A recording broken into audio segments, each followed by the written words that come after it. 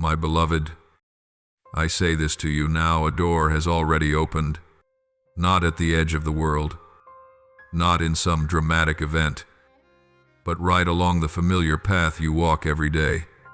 You think everything around you is still the same, the lights unchanged, the walls unchanged, the faces unchanged, so you assume nothing has shifted.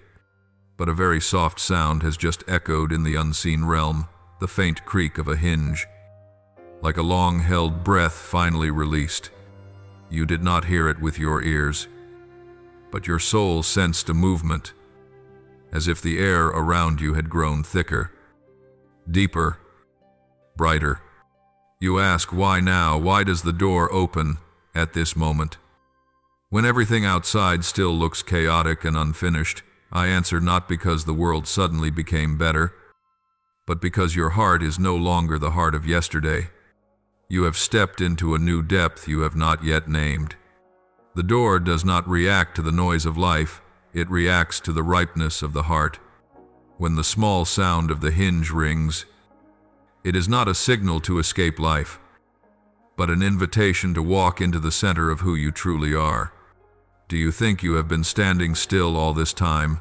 You often tell me that you have not gone anywhere, that nothing has changed, that you are still the same person, stumbling over the same places, fearing the same fears. But I have seen something else happening in the quiet where you did not notice. I have seen every time you chose honesty instead of pretending, even in the smallest things. I have seen the tears that fell on the pillow when no one was there. But alongside those tears was a whisper, please, help me not become bitter. I have seen the days when you no longer had strength to dream great dreams. Yet you still had enough courage not to let go of what is good. These things are like a tree budding while the air is still cold, when no one believes fruit season is near. Ripening does not begin with a drumbeat. It begins with the silence of roots that have gone deep. The door has opened today not because a sudden miracle happened outside, but because a slow miracle has been happening inside you for a long time. You are surprised because you thought you were unmoving, but I am not surprised, for I have watched the season in you grow day by day. Do you remember the years when you complained that every door seemed to close before you? You looked around and saw others moving fast, changing lives, changing places, changing positions, while you stood at a dim crossroads. You once believed I had forgotten you, that I kept you outside in the cold porch while others entered the warm house lit with golden light. But you did not know that in that seemingly cold courtyard, your heart was being shaped to become wide enough for greater things. You learned endurance, but I did not let you stop at endurance. At the same time, you were learning to discern which calls were true and which were only filling emptiness for a moment. Your weariness was not wasted. Your sighs were not thrown into nothing. Every small choice, every time you refused to trade inner integrity for an outward shortcut, was like another plank added to the door of your future. The world outside may still be chaotic, but inside you, a new order has been forming. The door responds to that order. The hinge moves because your heart has turned in a new direction. A compass has been quietly reset. Even though yesterday you still thought you were lost, I want you to understand this contrast clearly. The world may still be the same old world, but your heart is no longer the same old heart. You still go to that place, still see those same faces, still sleep in that room, still shoulder those responsibilities. But the way you see them has begun to change. Before, you looked at everything as burdens to carry, as evidence that you were behind, that you were left out.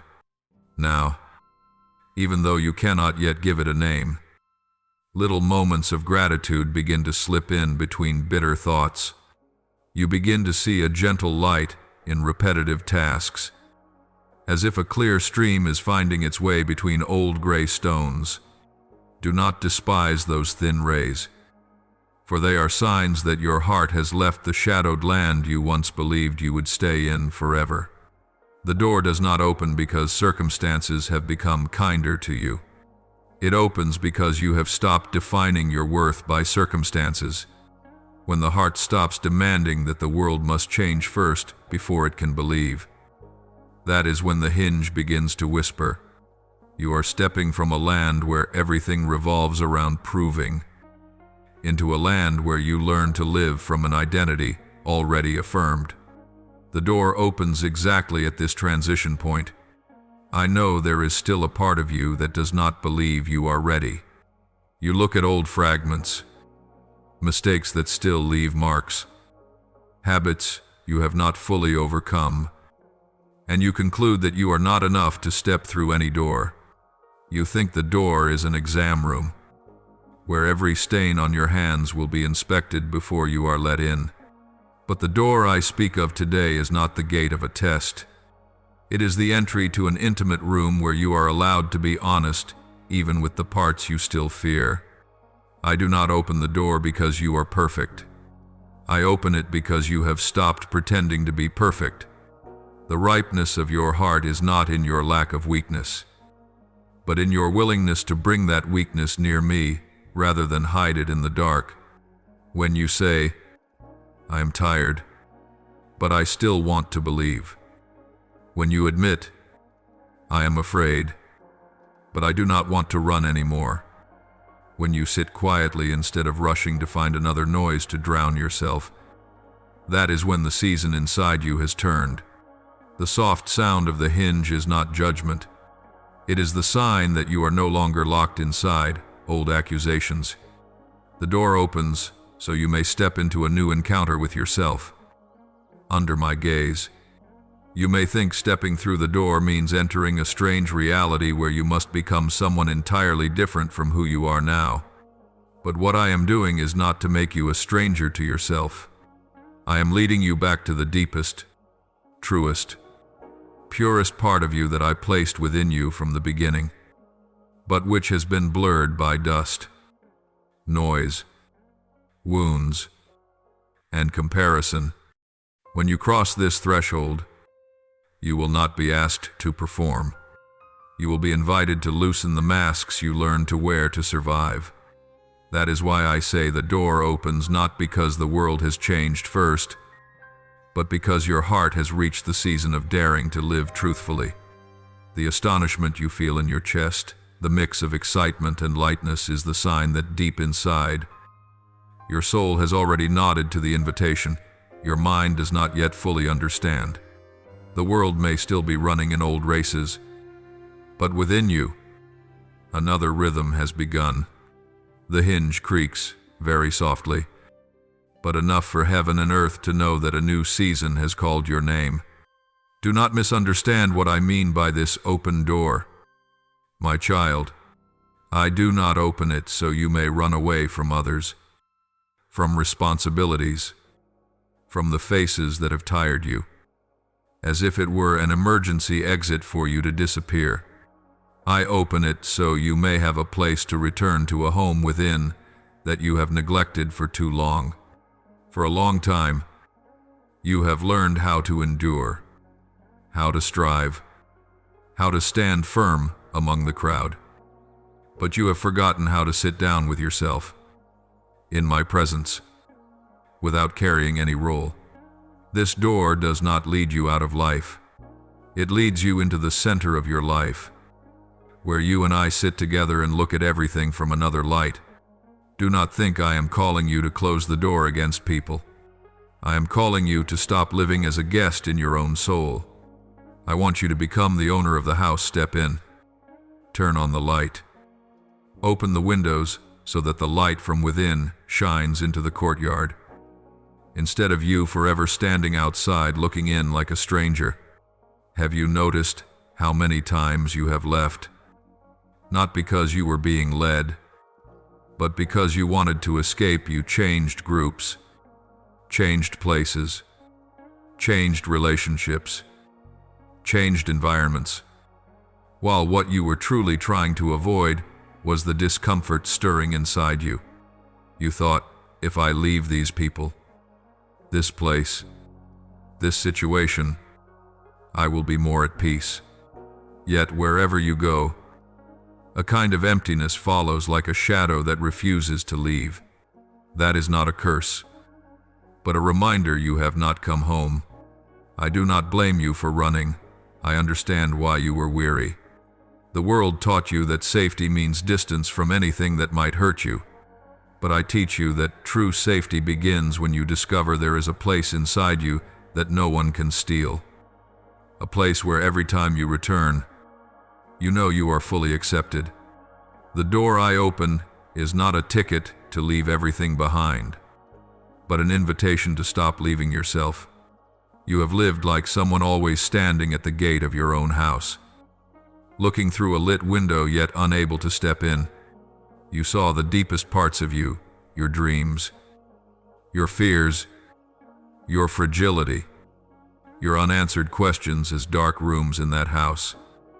And you told yourself, do not open them, they must be messy and shameful. So you stayed on the porch, under the dim light of street lamps, enough to see a path, but not enough to see your own face clearly. I have always been inside that house, sitting at a table already set, the chair beside me still empty, waiting for you. I do not sit in the fancy living room. I am in the kitchen where you can come with flour on your hands, with smoke in your clothes, with the stains of your stumbles still on you. Every time light from inside spills into the yard, you feel a vague longing, a strange pulling. Yet you turn away because you think you are not tidy enough to enter. The door I open today is to show you home is not a place you are tested. Home is a place where you can breathe. Returning to yourself does not mean sitting down to dissect every detail, judging and analyzing yourself until you collapse. Returning means allowing yourself to be present in the truth, right where you stand, with everything you love and everything you are ashamed of, without pushing any part out of the house. I invite you to sit on the chair in that room and speak to me with the simplest words. This is me, with what I understand and what I do not understand about myself. In that place, you do not need to prove you are strong, nor perform weakness as though it were a new role. You only need to be honest. I do not love you for the masks you wear. I love you for the soul that has been torn many times and still longs for what is good. When you dare to look inside without turning away, you will see that you are not what people have labeled you, nor merely the roles you carry. You will see an inner person I have protected, no matter how scratched the outside may be by difficult seasons. I do not ask you to return only to close the door on the world and live as someone hiding from life.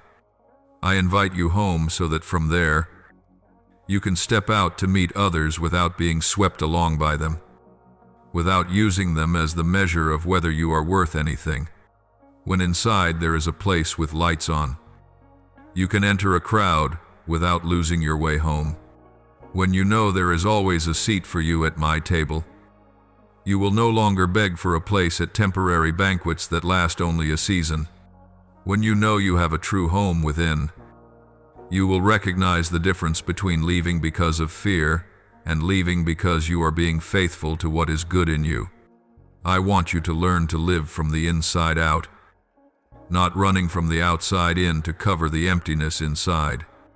The door I open is not to lock others out, but to make every relationship, every decision, every yes and every no different, because they come from a heart that has found its dwelling.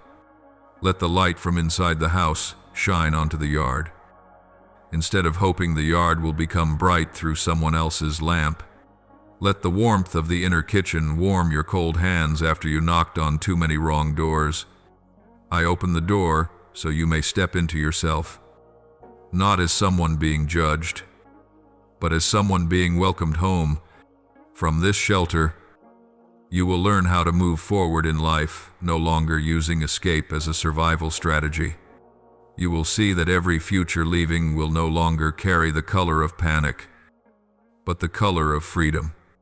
And when you begin to live as someone who has a home, everything around you will touch you differently, not because the world changed, but because you are no longer standing outside looking at yourself.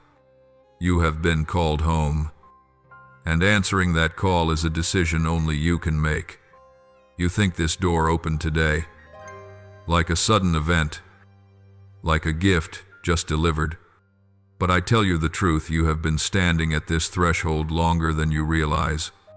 Not just weeks, not just months, perhaps many years, and every step you took, even the ones you thought were wandering, have brought you closer to this place. You have touched the doorknob many times without knowing it. There were days when you simply stood still, turning it with absent-minded fingers, then pulling your hand back because you thought you were not enough, or because you did not know what waited beyond.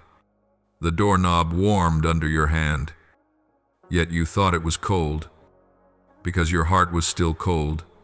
I did not open the door with a loud noise to startle you. I simply showed you what had been there all along. Something so familiar that you no longer recognized it as an answer.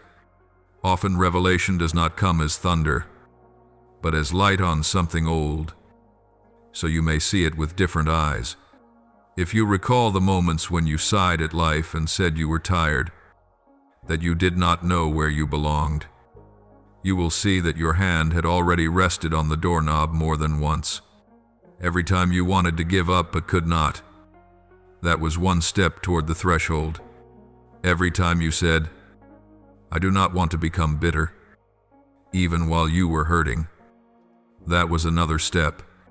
Every time you chose kindness when you had reason to close your heart, the door came closer. I have seen you standing there, believing no one noticed, thinking you were only waiting in vain. But I saw very clearly. I saw how your heart ripened, not through victories, but through fidelity to what is good in the smallest things. None of your steps were lost. Even the slowest steps were part of the journey home. You thought you were far from home, but you were only walking in circles around the porch. There were many times when you stood at the very threshold and turned away because you imagined a cold room inside. You were afraid you would find no one there, so you chose to stay outside to avoid disappointment. You told me you were ready, yet deep inside you withdrew when you heard the hinges tremble, not because you did not want to enter, but because you did not believe there was light inside for you. You saw the shadows of old memories there, wounds, losses, things that seemed to define you, and you thought, "Perhaps I will have to walk into darkness alone." But what you did not know is that my footsteps have sounded in that room for a long time. When you thought you were knocking on an empty place, you were knocking on a house where someone had already been waiting. I do not stand behind a wall to observe you. I stand right inside, where the light has been lit from the beginning. There is a parable in the soul that you have lived without recognizing the parable of the one who returns. He does not return because life out there has lost its charm, nor because he has run out of opportunities, but because he has grown weary of searching in places that are not home. You are the same. You have tried to step through many different thresholds, opportunities, relationships, ambitions, dreams, hoping to find a room that would receive you. Yet every time you entered, you found yourself performing a role in order to stay. It was never your fault. You had simply not yet realized that the true threshold was not outside. Home had been inside you all along, waiting only for you to be courageous enough to turn the key from within. And today, your surprise is not that a new door has appeared, but that you finally see how you have always been standing right before it, only not daring to believe you were allowed to enter. It is strange how vividly you remember the feeling of being outside, the cold wind on your back, the slight sweat in your palms, your breath shortening when your hand touched the doorknob, only to let go again with the whispered excuse, "Not yet." But today, when I let the light from within spill into the yard, your heart softens. There is no more inner push, no fear of being turned away, only a gentle yet unmistakably real invitation. You do not need to knock hard. You do not need to beg for entry. I do not close the door like a guard. I open it like a host welcoming a child who has wandered long. Your greatest astonishment will not be what you find inside, but how familiar it feels. You are not entering a strange room. You are returning to the place your soul has belonged from the beginning. What I show you today is not a new invention, but the recognition of what has always been yours. When you cross this threshold, you will know I am not leading you to something you never had. I am leading you back to what you once lost. When you step through the threshold, you expect something large outside to change a different sky, a different road, different faces, different responsibilities. Yet I tell you this with tenderness: the scenery may remain exactly the same, but your eyes will not see it as before. The door does not open so that life outside becomes novel. The door opens so that you may see that life through a different light.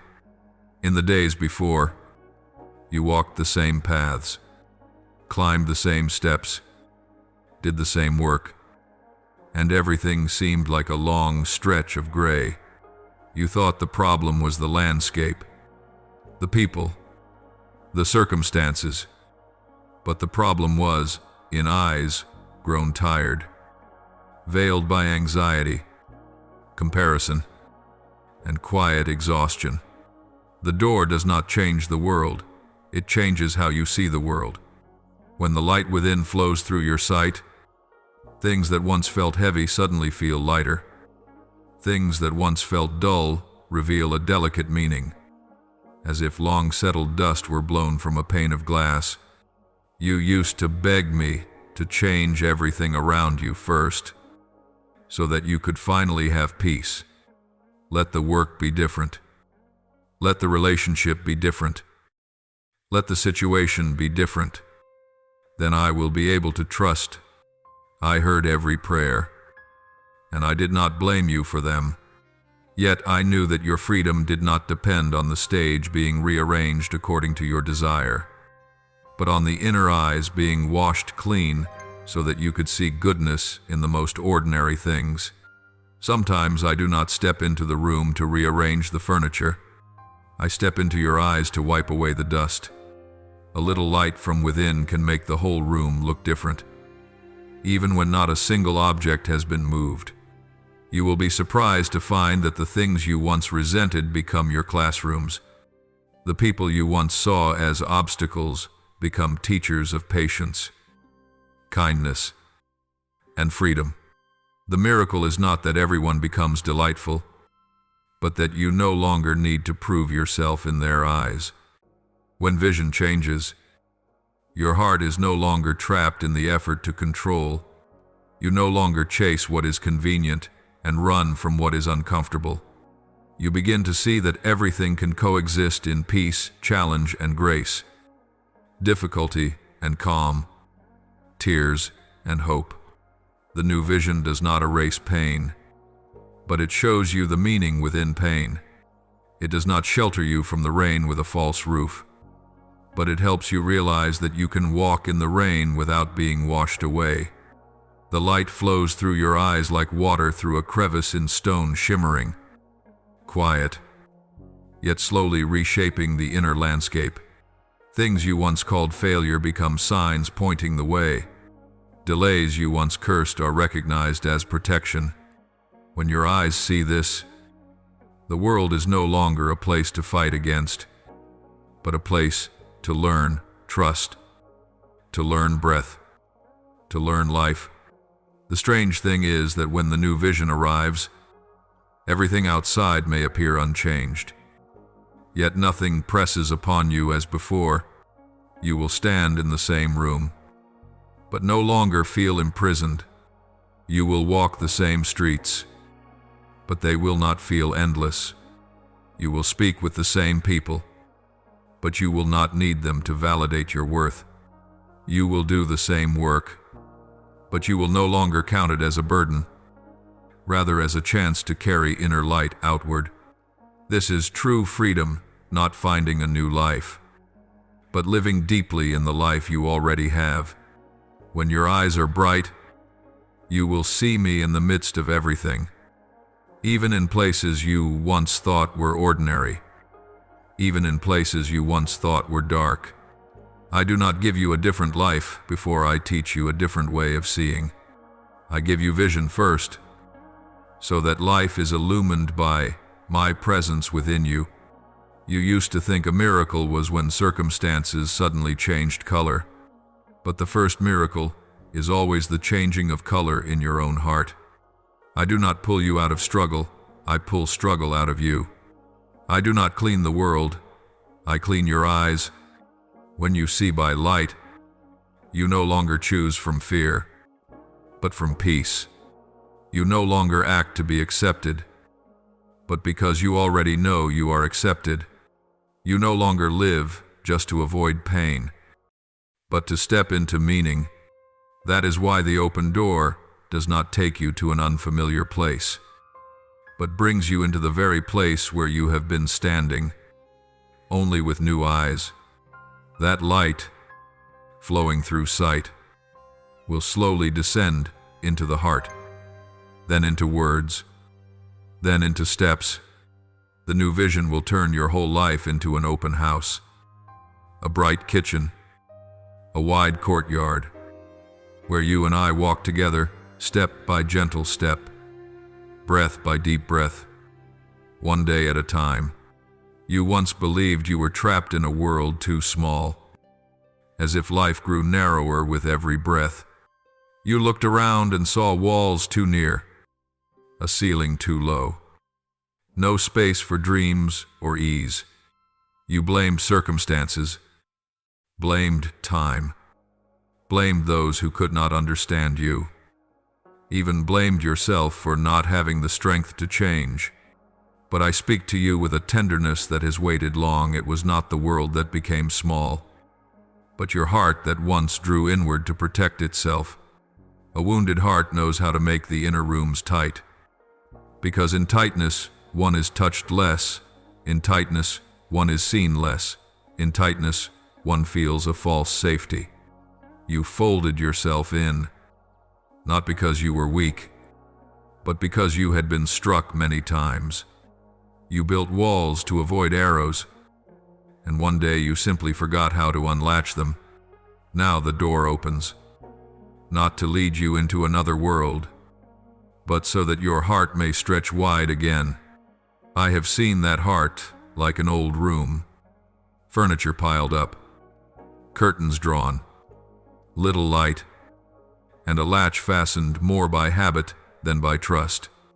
You did not deliberately lock it, but fear quietly did it for you. The door that opens today is not a miracle happening outside, but a silent movement within a latch being undone. Do you hear it? Not a loud knocking, but the soft scrape of metal against metal, like a long-lost sigh being found again. When a heart opens, the space is no longer cramped. The walls do not break down. Rather, the way you see from within changes, and the room becomes so spacious it surprises you. You breathe more deeply, no longer rushing to hold your breath, no longer tightening yourself in self-defense. I have heard your prayer, give me a new heart, and I remember what I once spoke. I will remove from you your heart of stone and give you a heart of flesh. Ezekiel 3:6-6. There are days you do not understand why your heart feels so crowded. A small word stings you. A cold look makes you step back. You think the world is harsh toward you, but in truth, inside you is a room too cramped to hold both you and your pain. You have held on too tightly to too many things, memories that have never been wept out, apologies that have never been spoken, hopes that you have never dared to voice. The heart has become a storage room instead of a living place. I do not scold you for this. I know you have only been doing the best you could to survive. But I open the door so you may survive in freedom, not in constriction. You were not made to live in a sealed room. You were made for windows and for sky.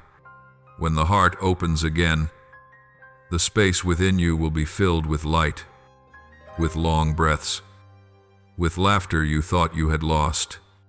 As your heart grows, you will see that what once suffocated you now becomes only dust in a beam of sunlight.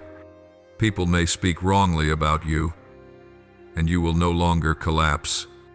A door in your outer life may close, and you will no longer treat it as the final verdict. You will no longer feel compelled to prove yourself every second, because you no longer live in an interrogation room. I have undone the latch so your heart can become a living room, where there are soft chairs, open windows, and light pouring in like a stream of water. In that space, you do not need to push anyone out, nor drag anyone in.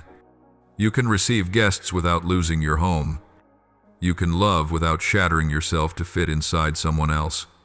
You can receive praise without clutching it just to breathe. You will realize it is not that the world has become gentler, but that you have become more spacious. That is the power of a restored heart. This sense of spaciousness is not loud excitement, but a quiet that settles deep beneath your breastbone, like a large room with a high ceiling, even light, and a cool breeze passing through. You will want to sit there longer, because in that place you do not need to perform. You do not need to wear the old armor. You will breathe deeply, and each breath will feel like a thank you. Not a thank you because circumstances have become perfect, but because your heart has become clear and open. In that breath, there is release, and a small yet unmistakable voice, I am alive again. You do not become a different person. You become yourself in the true size of your soul. The door opens to let your heart return to the shape I intended, not the shrunken shape formed by seasons of fear. And as you live with a wide heart, you will see that life itself becomes wide. The paths are not longer, but your steps are lighter. The seasons are not easier, but your faith is deeper. Many times you have asked yourself, have I been good enough for the door to open? Have I prayed enough? Persisted enough? Sacrificed enough? Obeyed enough? Endured enough? So that only now you let me step through. That thought clings to you like an old breath, teaching you that grace only comes after achievement. That blessing is a prize for those who never stumble. But I want you to know this. My child, the door does not open because you have done enough. It opens because I desire to open it. I do not weigh merit before I grant light. I do not check your record before I allow your heart to breathe. I do not wait for you to be perfect before I give you a chance. The door opens because I love, not because you have managed to earn my love. My hand on the lock makes no noise. I turn it as gently as one touches something familiar. It is this quietness that astonishes you, because you have grown used to thinking that every grace must be accompanied by thunder.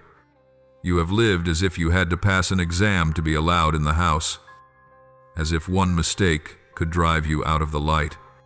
You count your failures and assume I am counting them too. You remember your small faults more than all the good you have quietly done, and you think I remember that way as well. But I do not use a report card to decide when I love or when I open doors. From the beginning I have said I have loved you with an everlasting love. And everlasting love does not change its mind because of temporary scratches. If the door opened only for the perfect, all would be left outside on the porch. You step through because you are called, not because you earned a license. Grace does not come like wages after work, but like bread broken at supper, enough for the tired, enough for the hungry, enough for the one returning from a long road. There are days you do not pray or sing, you simply breathe. There are seasons when you can do nothing except stand and refuse to let bitterness swallow you. You think those days are not recorded, but I have written them all down. I do not wait for you to do something spectacular before I call you, my child. I have spoken your name in the quietest of your days. When your only prayer was a breath, please do not leave me. You imagine I opened the door because you did something that pleased me in a brief, shining moment. But the truth is deeper and gentler. I open the door because I want you near, not because you have proved your worth, but because I am love, and love cannot stay far forever. This will amaze you. Grace often comes when you feel least deserving by your own measure. When you are discouraged, when you are tired, when you think you have nothing left to offer, when you judge yourself and conclude that you are too messy to be blessed. It is precisely then that my hand has already rested on the lock, not to reward, but to rescue, not to honor your effort, but to heal a heart that has gone too long without believing in kindness. You will feel this in your bones. I am loved, not because I am worthy, but because you are the one who loves, and that will make your heart soften. And tears will come without sorrow, only gratitude. You will no longer try to keep yourself in the light by fear, because the light does not leave you when you are weak. The light seeks you when you are weak. As you step through the open door, you will discover a new freedom. You no longer live in order to be worthy. You live because you are already loved. You no longer chase grace as a prize. You walk in grace as in the air around you. There is no more pressure to prove, only gratitude for being received. You will stand in awe of me not because I hand out victories, but because I do not abandon you in defeat. You will lean on me not because I always change your life in a single night, but because I am there even when your life has not yet changed. The door is open because I want you home. And when you understand this, your heart will draw a deep breath. No longer afraid of losing blessing like a child, afraid of dropping candy. You will live in the spaciousness of love. And every time you look back at the doorway, you will remember it was never because you were good enough, but because I am good. I am opening the door not so that you can find someone to lean on like a support beam, not so that you can fall into some visible pair of arms and call that safety. I am opening the door so that you can step into my very heart, where I have prepared a secret room since before you even knew how to call my name. For a long time, you have searched for refuge in the hearts of others, someone who loves, someone who understands, someone who walks with you, someone who guides you. And many times you have been disappointed because those arms were not wide enough, not deep enough, not strong enough to hold your whole heart. Not because people lack good intentions, but because the human heart does not have the capacity to carry another soul forever. I am not opening the door so you may step into someone else's heart, but so you may step into my own heart that is already within you. This is the paradox your soul has felt but not yet understood. You do not need to seek me in the faraway. You must seek me in the depths. You do not need to climb to the high heavens, nor travel to the ends of the earth, but return to the innermost chamber where I am already sitting and waiting. I have long declared the kingdom of God is within you, Luke 1:7-1, and that is not a metaphor. It is a real spiritual architecture. For many years, you have gone looking for shelter through faces, through voices, through meetings, through new hopes. Every time you met someone gentle enough, sincere enough, you thought, maybe this is where my heart will finally be at rest. Then, when that person grew tired, when they became busy, when they changed, you again felt exposed, with no one able to hold your heart when it became too heavy. But I do not blame you for trying to cling to those places. I know you were only doing what you thought you had to do to keep yourself from breaking. However, the door I am opening today leads into a different room, the deep inner chamber where I live, not where people live. When you step into that room, you are not entering someone else's heart as a guest. You are coming home. There is a chair in that room, prepared for you since before you could even write your own name. The dust of time has not covered it. I am simply waiting for you to pull the chair close and sit down. You did not see this before because you thought I was far away. You prayed as if you were speaking up into a distant sky, hoping some heavenly door would open and send something down to you. You lifted your eyes and waited, but rarely did you turn within. You assumed that only when you felt a strong surge of emotion that I had finally come, but I do not need to stir up a great wave to prove that I am near. My nearness is like breath, quiet, constant, patient. I am in you, not through noise, but through presence. The door I am opening today does not take you to a mountaintop, but beneath the surface of your own soul, where a stream has been flowing that you have ignored because life on the surface has been so loud. When light shines into that deep chamber, you will be astonished by the familiarity. Oh, so you have been here all along. What amazes you will not be newness, but a profound sense of recognition. I am not a stranger. You have heard my voice in your intuitions for a long time. You have felt my whisper in the days you almost gave up but suddenly found peace. You have seen my trace in the moments you chose kindness even when no one was watching. I was there.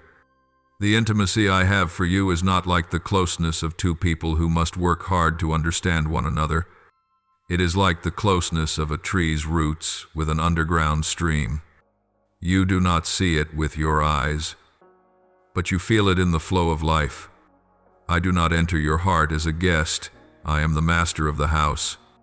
You do not need to prepare the room, to tidy your emotions so I might come in.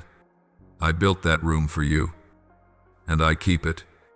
In that room, there is no chair for shame. There is no table for fear. There is no bed for self-contempt. Those things only appear when you remain out on the porch. When you come inside, they fall from your shoulders like a heavy coat being taken off. You will not hear me say, "Get stronger before you enter." You will hear me say, "Come in, so you may become strong." This is the paradox of love. Strength does not come from self-protection, but from leaning into the inner spring. What I want to teach you through this door is not that you must find someone to rescue you. I want you to know that you have already been rescued, and you are invited to lean. Not to lean on the world, not to lean on people, but to lean on me and you. When you are weary, instead of searching for affirmation out there, sit down in that deep inner chamber. When you feel alone in the midst of a crowd, remember that this room has never been empty of me. When you feel unseen, unheard, unknown, come to where I am in you, and you will discover that to be truly seen, truly heard, truly known is not the function of the world, but the function of love. I do not want your heart to be a guest in every house. I want your heart to have a true home. That home is not an address on earth, but an inward presence. There, you do not need to perform. You do not need to protect your image. You do not need to be strong. You only need to be real. And that reality does not repel me, it draws my embrace. When you live from that deep inner chamber, every outward relationship will change its operating system. You will no longer step into others to find shelter, but step toward others to share the warmth from the shelter you have found. You will love without consuming. You will be close without clinging. You will care without losing yourself. You will give without running dry. Because the water does not come from people, it comes from me. The stream within you will nourish both you and others, if you do not shut the door to it. Many live like outdoor wells, always afraid of running out, always trying to pump more. But I have placed a spring within. When you step inside, you will hear its flow. Not loud, not dazzling, but steady and faithful. Here is the truth that will astonish you. I am not outside you like a distant sun. I am within you like living breath. When you realize this, you will live differently. You will stand differently. You will breathe differently. I am not inviting you in so that you will close the door to the world. I am inviting you in so that when you open the door again, you carry light with you.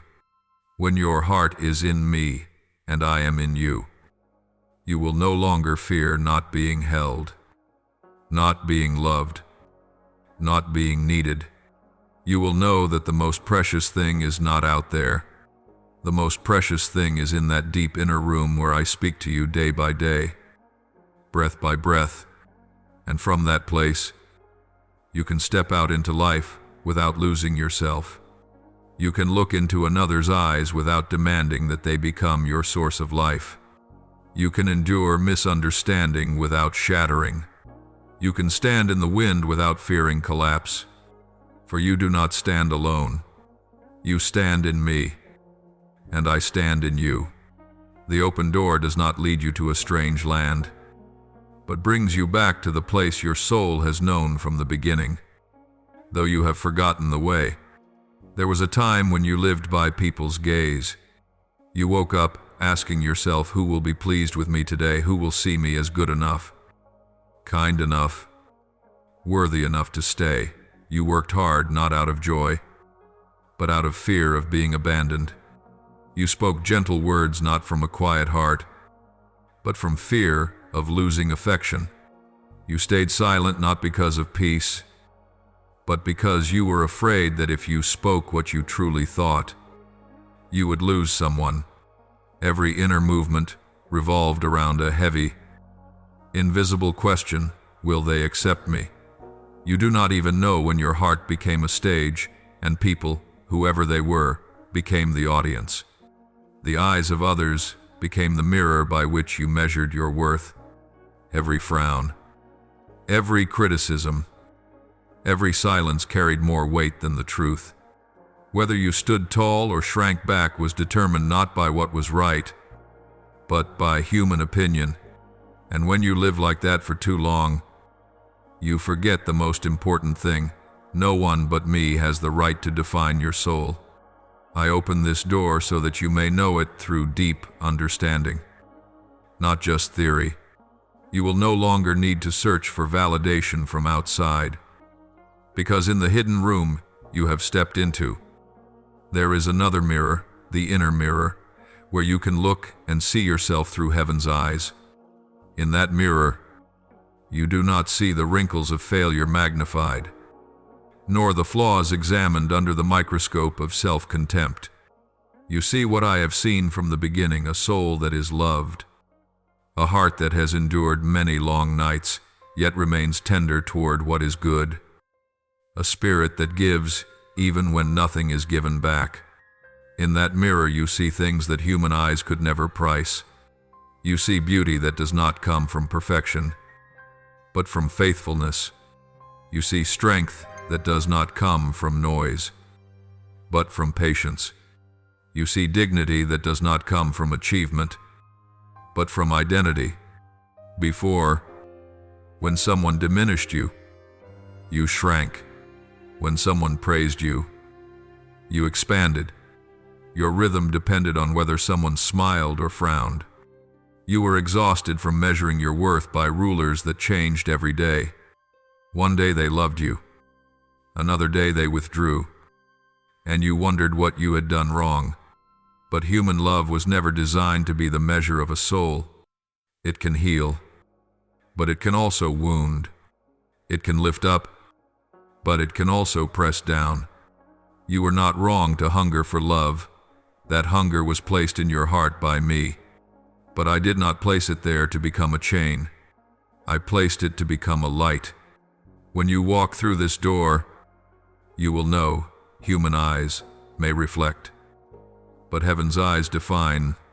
When you see yourself by what I see, you will no longer live by the hunger to be approved. You will live by the fullness of being loved. Your first feeling when you look into the inner mirror will be astonishment, not because you suddenly became someone else, but because you suddenly see what was always there. You will be surprised by the familiarity of the light. No glare, no threat, no judgment.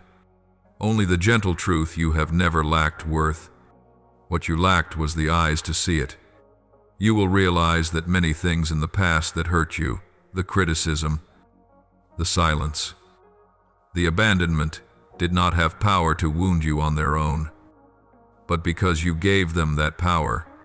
When you gave others the authority to define you, every small change in their expression became a storm inside. But when you give my gaze the authority to define you, even storms cannot take away peace. Inner validation becomes a rock. It does not shake when waves crash. This will be a turning point in your soul. You will no longer live to convince anyone that you deserve to be loved.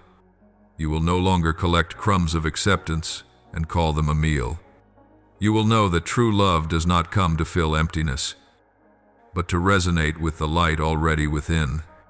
When you stand upright in that deep room, you will feel something very strange.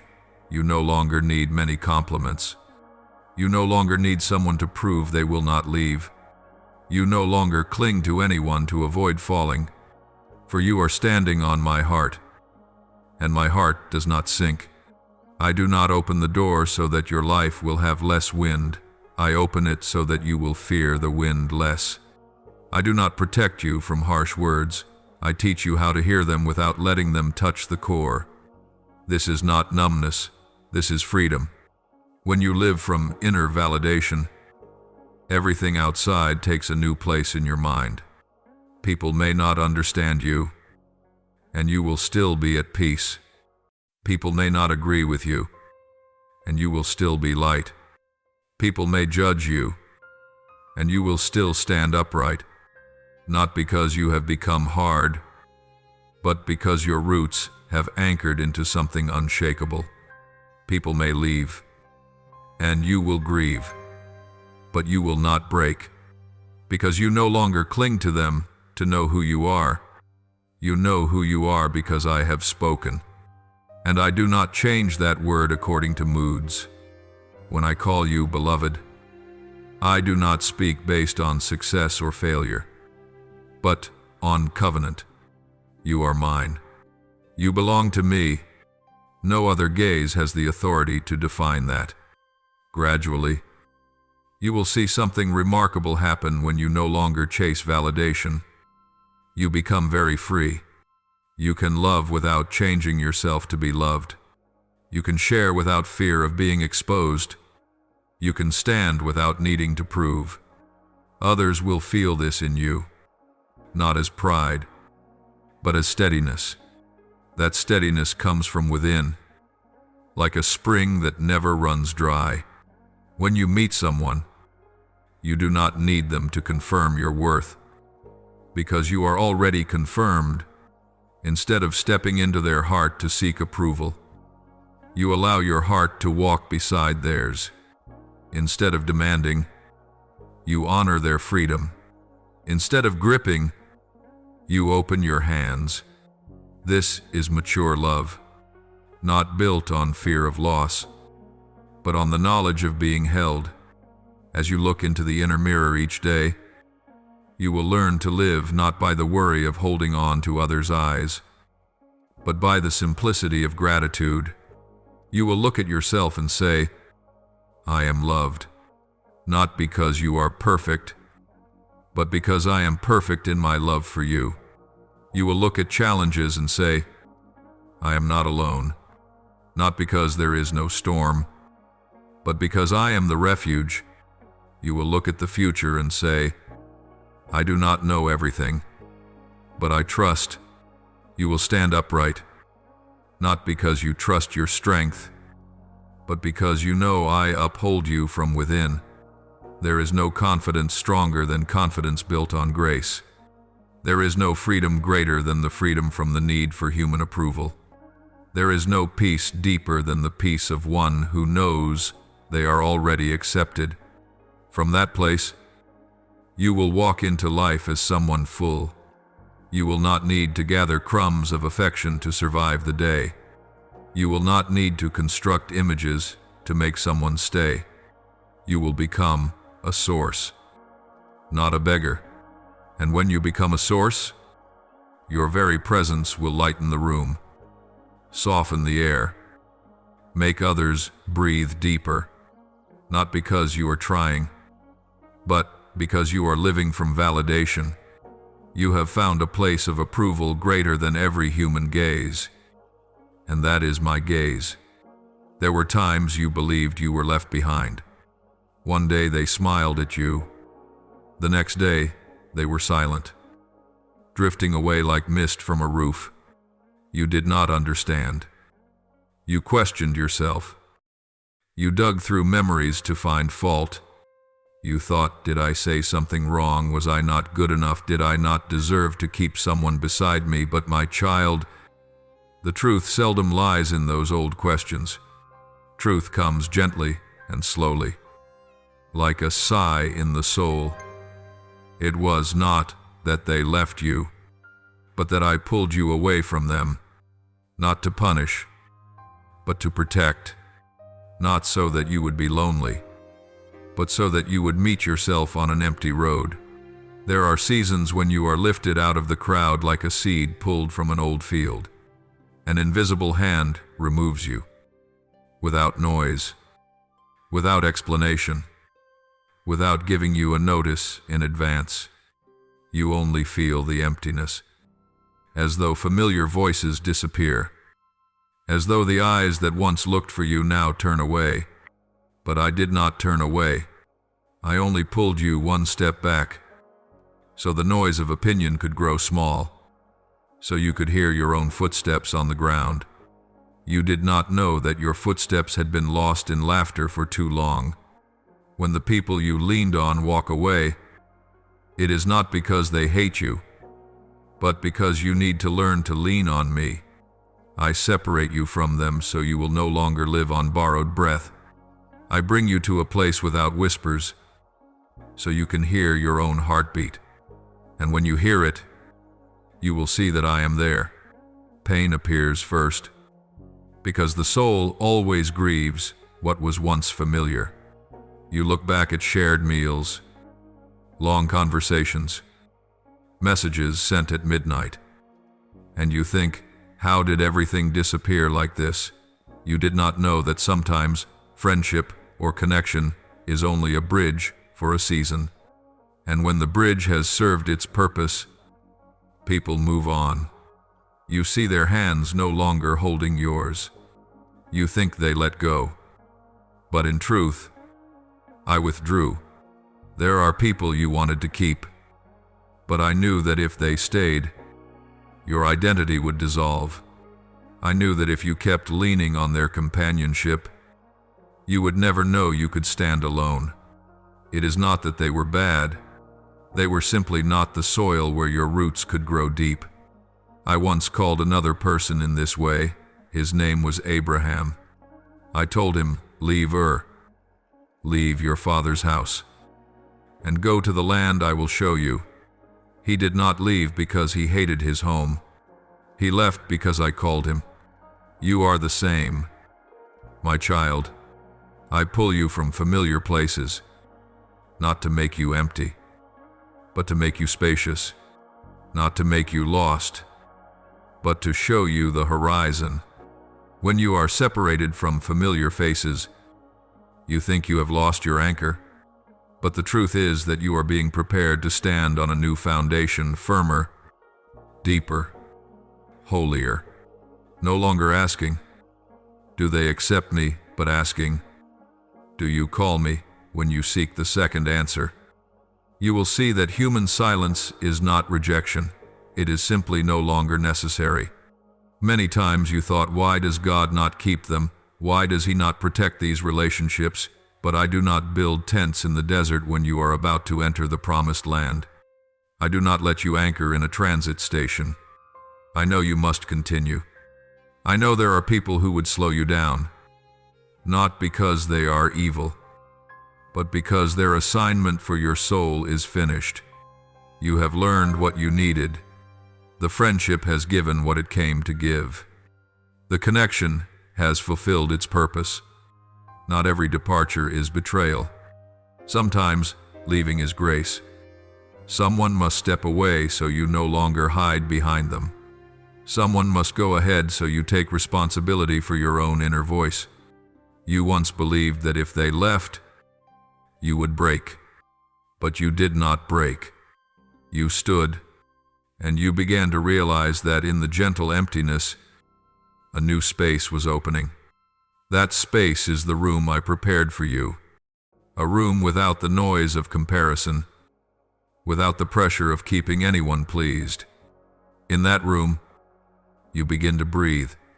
You have not breathed like that in a very long time. You were used to breathing quickly, breathing hard, breathing to keep pace with others.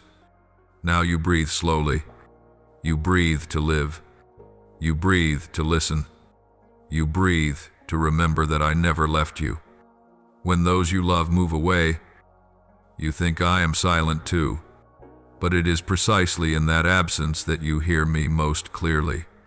No longer drowned out by guessing other people's feelings. No longer afraid that one sentence will hurt someone. You speak to me in truth, and I answer with peace. Healing begins there. Healing does not come like a strong wind that blows all memories away. It comes like a drop of water falling slowly on dry earth. Each drop is one quiet day. One moment of realization I was not abandoned. I was led. Water softens the soil, and the soil sprouts. Pain becomes data. Loss becomes understanding. You are no longer bitter. You no longer need to speak poorly of anyone to stand upright. You no longer need to tell the story as if you were the victim. You simply smile. They left because you called.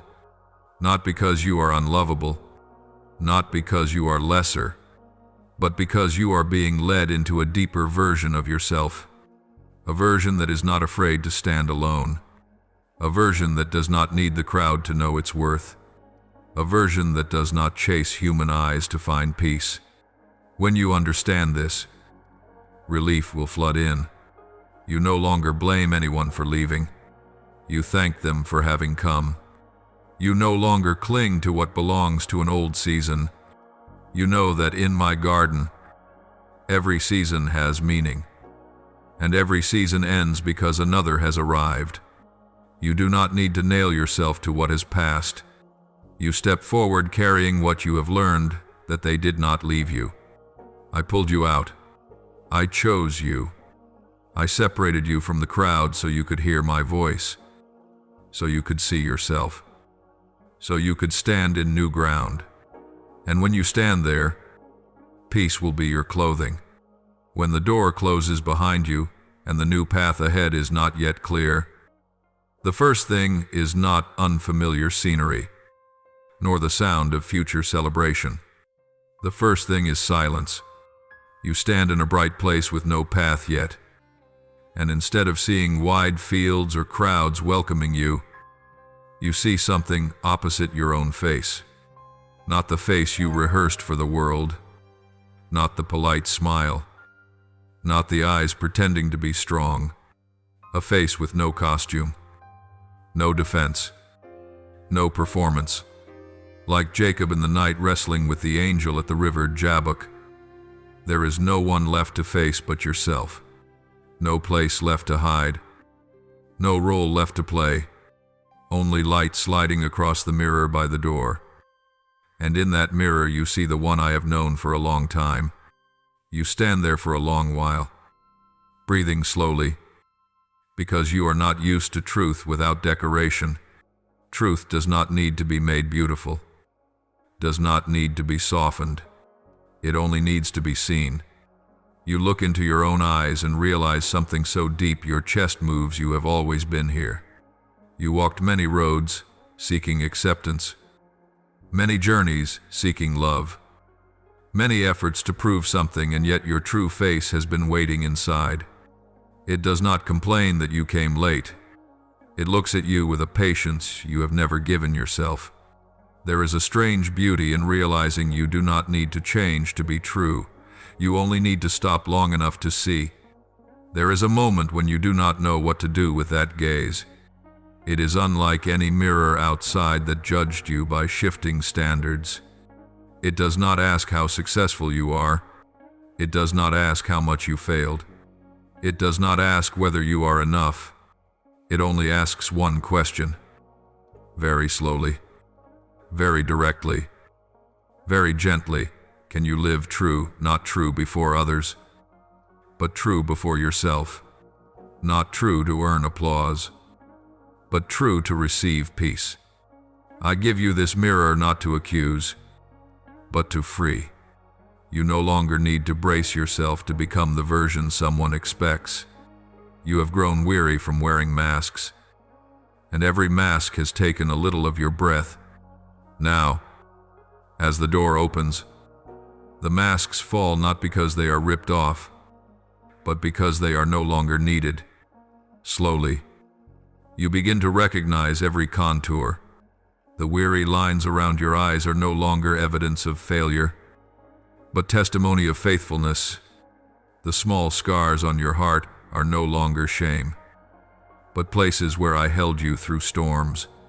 You begin to see even the parts you once hid in the dark, the deep sensitivity, the fear of being left behind, the capacity to love too much, the ideas you never dared to speak. You used to believe those parts made you weak, but when light pours in, you see they are sacred data. No weakness is despised by me. No fear is beyond my reach. No part of you is useless. Every part has a place in the design. You tried to harden yourself to survive, while I created you soft in order to love. The mirror behind the door does not judge that softness. It honors it. As I honor your soul, then something strange happens. You no longer want to hurry, no longer want to run after approval, no longer need to prove yourself worthy. You stand still, and that stillness moves you. There are tears that do not come from pain, but from finally being seen. You realize you have lived many years as someone passing through a feast without ever sitting at the table. Now I pull out a chair.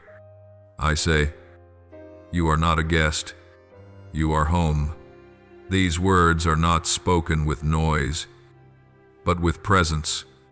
You feel them like warmth from something ancient and true, like a memory of the soul. This recognition does not arrive through intellect, but through bone. You know it because your breathing deepens from that moment onward.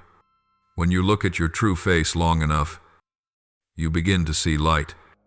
Not light from worldly lamps, but light from within. It is not bright, not showy, not trying to impress. It is simply the right light at the right time. You recognize this with a quiet astonishment. You do not have to search for heaven in far places. You carry heaven's trace in your own tired flesh.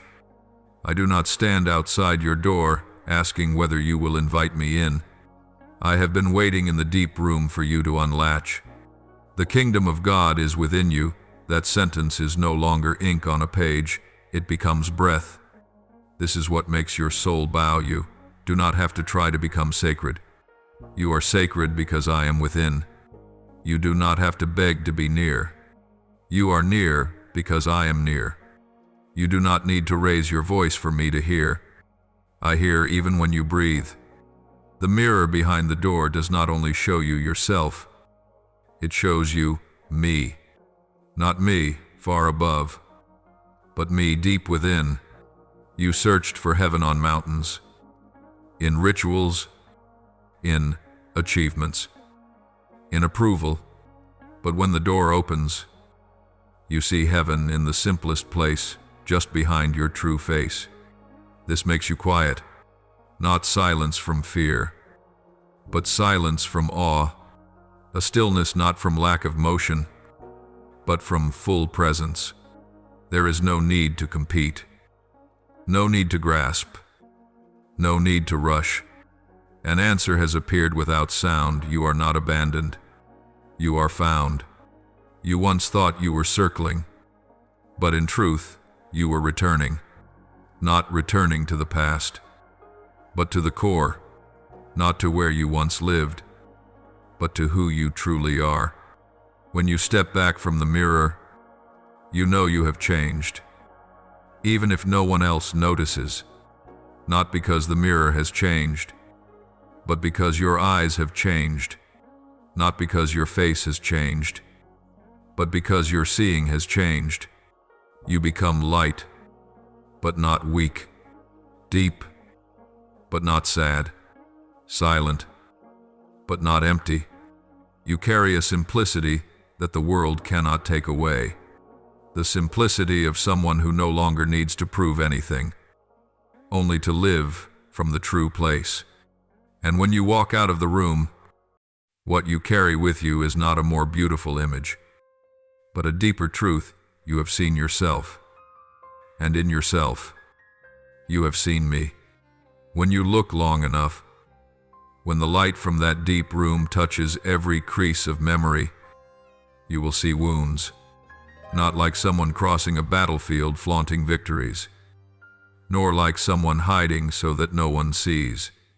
Simply seeing with light, with clarity, with a gentleness you never before had the courage to give yourself.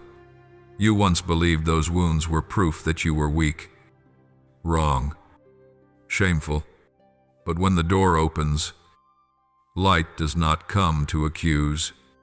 Light comes to heal, and you feel it as a deep tremor, like someone touching a hidden pain you have concealed for years. Yet this time the hand does not make you flinch, it makes you exhale. You will remember the days you were misunderstood, the words that cut too deep, the burning glances, the farewells without explanation, the nights you held yourself in silence so no one would see you weak. You remember the times you wounded others as well, out of fear, out of defense, out of fatigue, out of not knowing how to love. All of these come back, but not to condemn. Light shines on scars not to expose disgrace, but to reveal what has healed. Wounds are the history of love and loss, but scars are the history of perseverance. Scars are proof that pain has passed, and you survived. When you look at scars in light, you no longer think, "I wish that never happened." You think, "What have I gained from it? I have learned to love, to forgive, to stand again." There are scars so deep that you once avoided the light.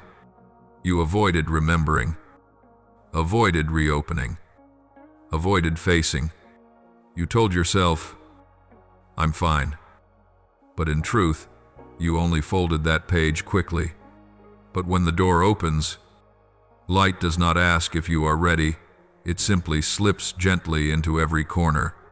Sometimes your eyes sting, not from hurt, but from gratitude. You had never allowed yourself to see those wounds as anything other than failure. You never asked, "Who wiped my tears?" You only tried to hide them. But I saw every drop, every night, every moment of self-blame. I never regarded those wounds as signs of lack. I regarded them as places where I was very near.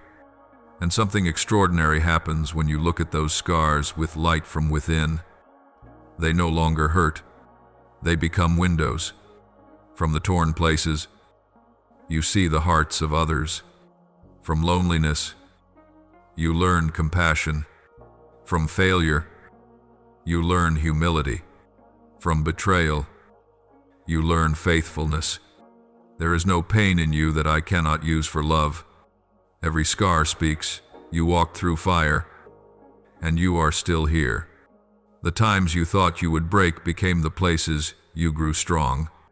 You expected to harden. Yet scars do not turn the heart to stone. Scars turn the heart into soil softer, richer, able to sprout something better when watered with grace. You will not be ashamed anymore. For shame is the voice of darkness, and healing is the voice of light. Darkness says, "Hide it." Light says, "Give it to me." Darkness says, "If they know, they will leave you." Light says, "I know, and I have never left." You do not need to conceal what I have touched. You do not need to guard what I have healed. There was a day you believed that if anyone ever truly saw those wounds, they would turn away. But I saw everything, and I drew closer. That closeness made you tremble, because you were not accustomed to a love that does not withdraw when it knows the truth. But that is my love. I do not love you because you are perfect. I love you because you are. When you allow light to shine on scars, healing begins immediately. Not because time is enough, but because truth is enough. You no longer ask, "Why did that happen to me?" You begin to ask, "What is it teaching me?" That question turns pain into data, turns the past into resource, turns tears into seeds. You will see that where you were once pierced, tenderness now grows. You will see that where you were once hardened, now you are soft. Not soft in weakness, but soft to love. Not soft to be exploited, but soft to listen. You become someone who can embrace others with an honest arm, without fear, without defense, because you have learned that healing does not come from pretending you are not hurting, but from allowing light to touch the place that hurts. Here is the deepest thing when you look at a scar. You see me. I did not stand at a distance when you were wounded. I did not wait for you to be strong before coming. I stood at the very place where the cut happened. I placed your hand against my chest when you collapsed. I did not say, "Do not cry." I said, "I am here." You thought I was silent, but that silence was shelter. You thought I abandoned you, but you only did not hear my voice because you were listening too hard to your own shame. Now that light has entered. You see what you never saw before. There is no wound too dirty for me, no past too tangled for me to weave again, no heart too tired for me to lift. You will step away from the mirror not as someone perfect, but as someone true, one who has looked at scars and knows that they are not reasons to hide, but reasons to love. One who knows that scars do not make you less, scars make you deep.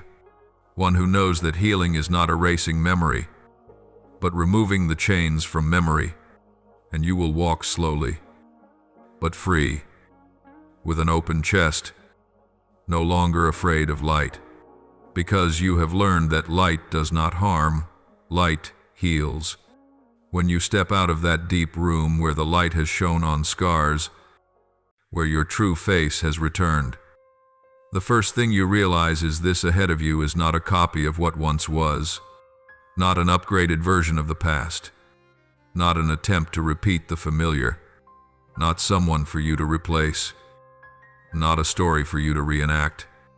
You step into the original, what I thought of you before time existed, before you knew your name, before anyone had an opinion about you.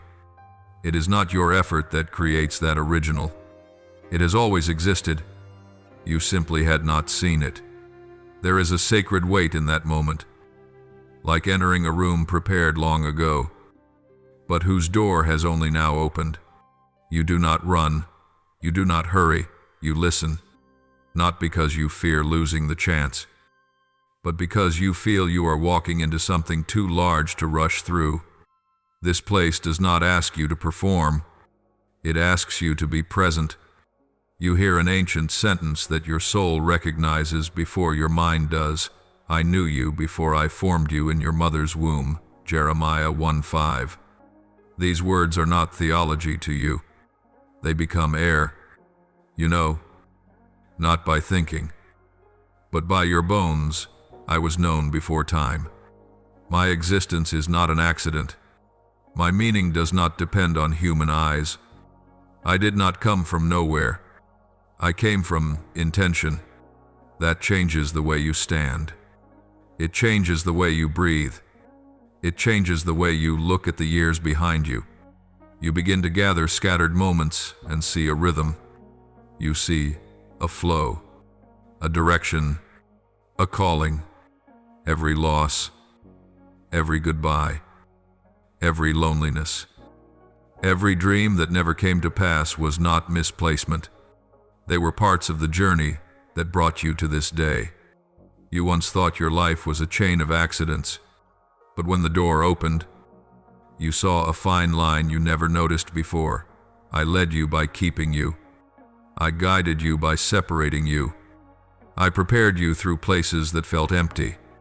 And now you stand on the threshold not as one who arrived late, but as one who arrived on time, not a copy. The original. This makes your soul tremble softly, not with fear, but with reverence. There are doors in life that open to let you enter work, opportunity, community, but this door opens to let you enter identity. This is not where you try.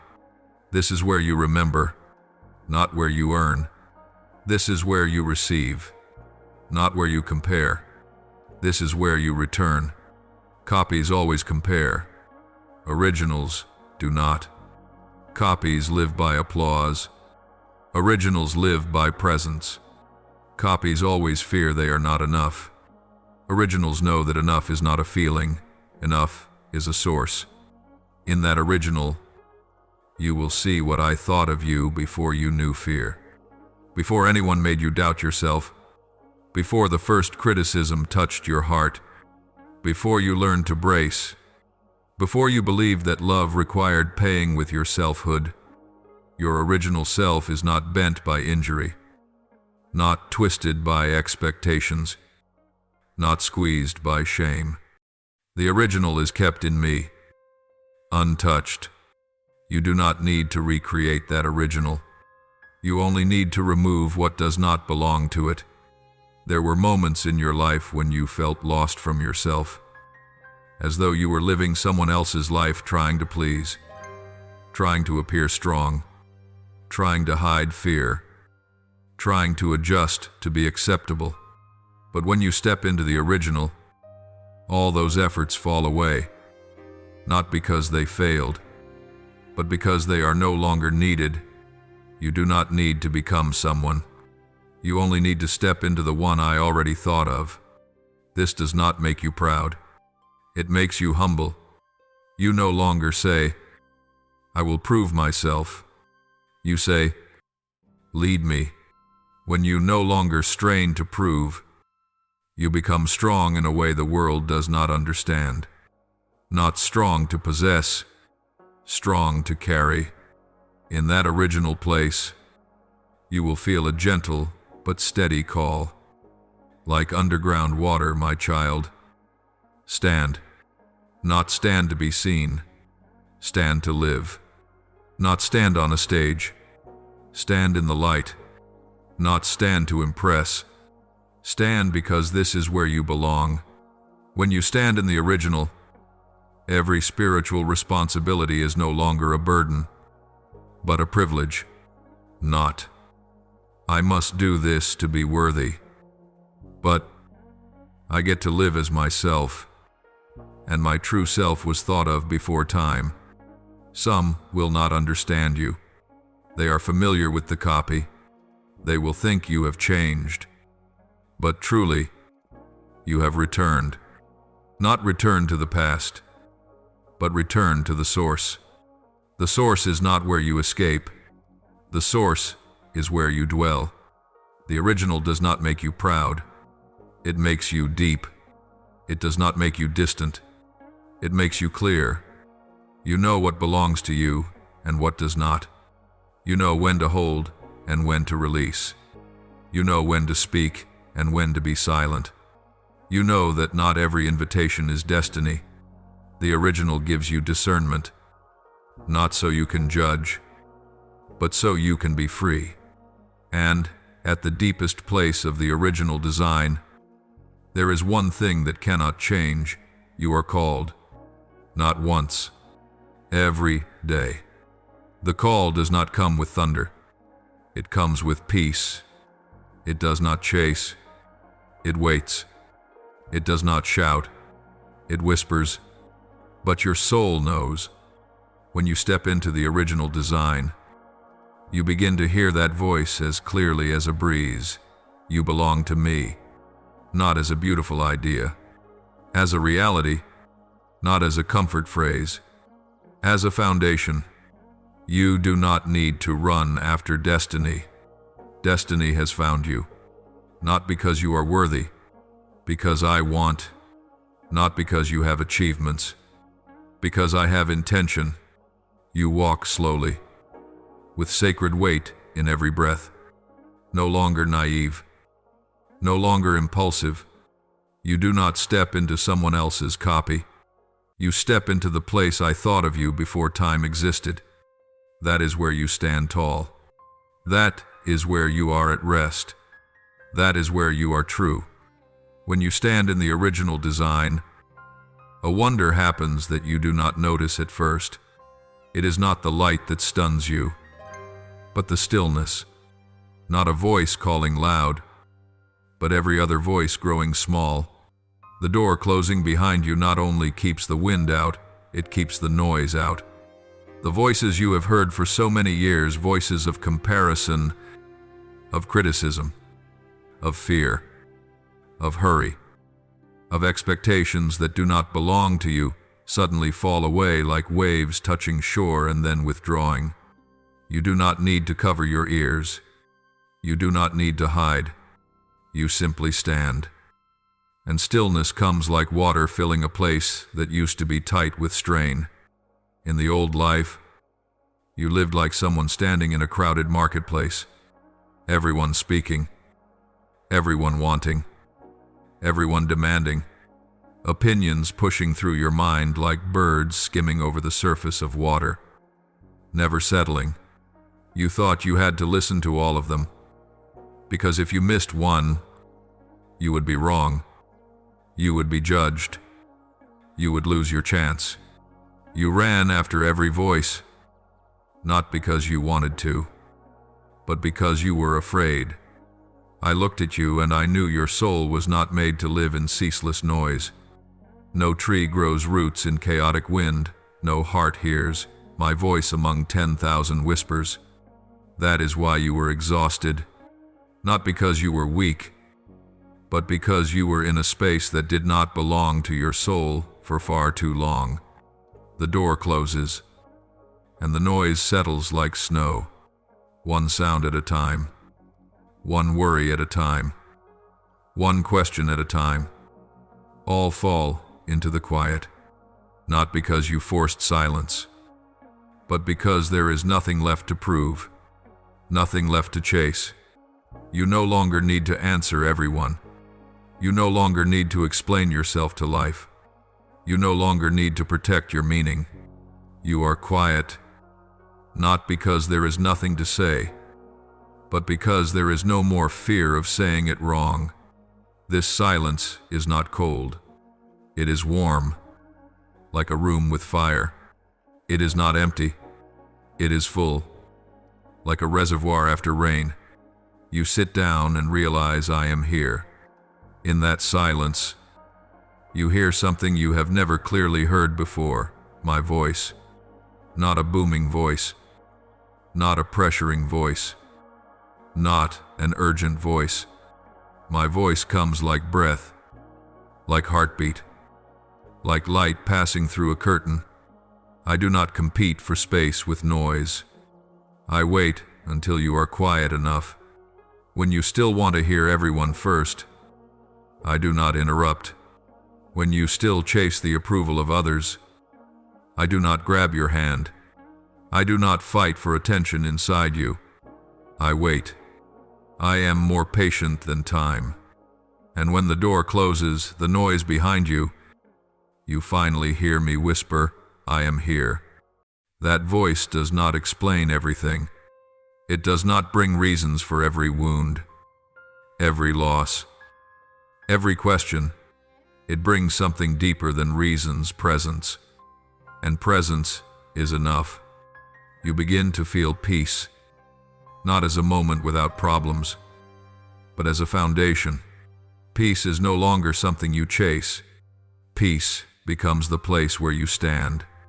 There were nights when you went to sleep with a mind full of voices, a heart full of fear, eyes open in the dark, longer than you wanted. But now, even without all the answers, you close your eyes and feel the ground beneath your feet. I am not far. You no longer wrestle to believe. You simply breathe. This silence is not the absence of sound, but the presence of me.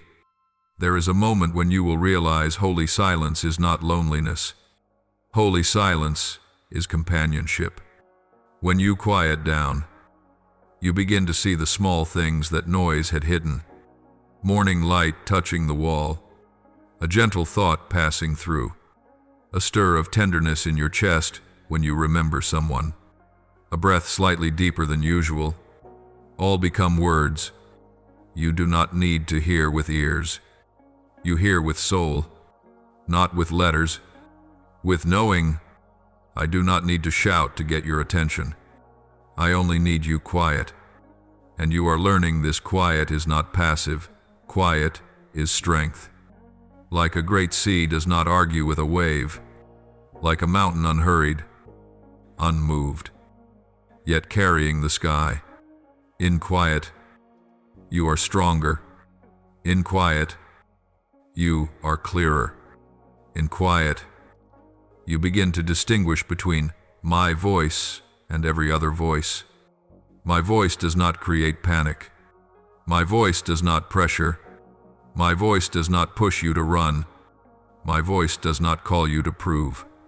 My voice calls you to return.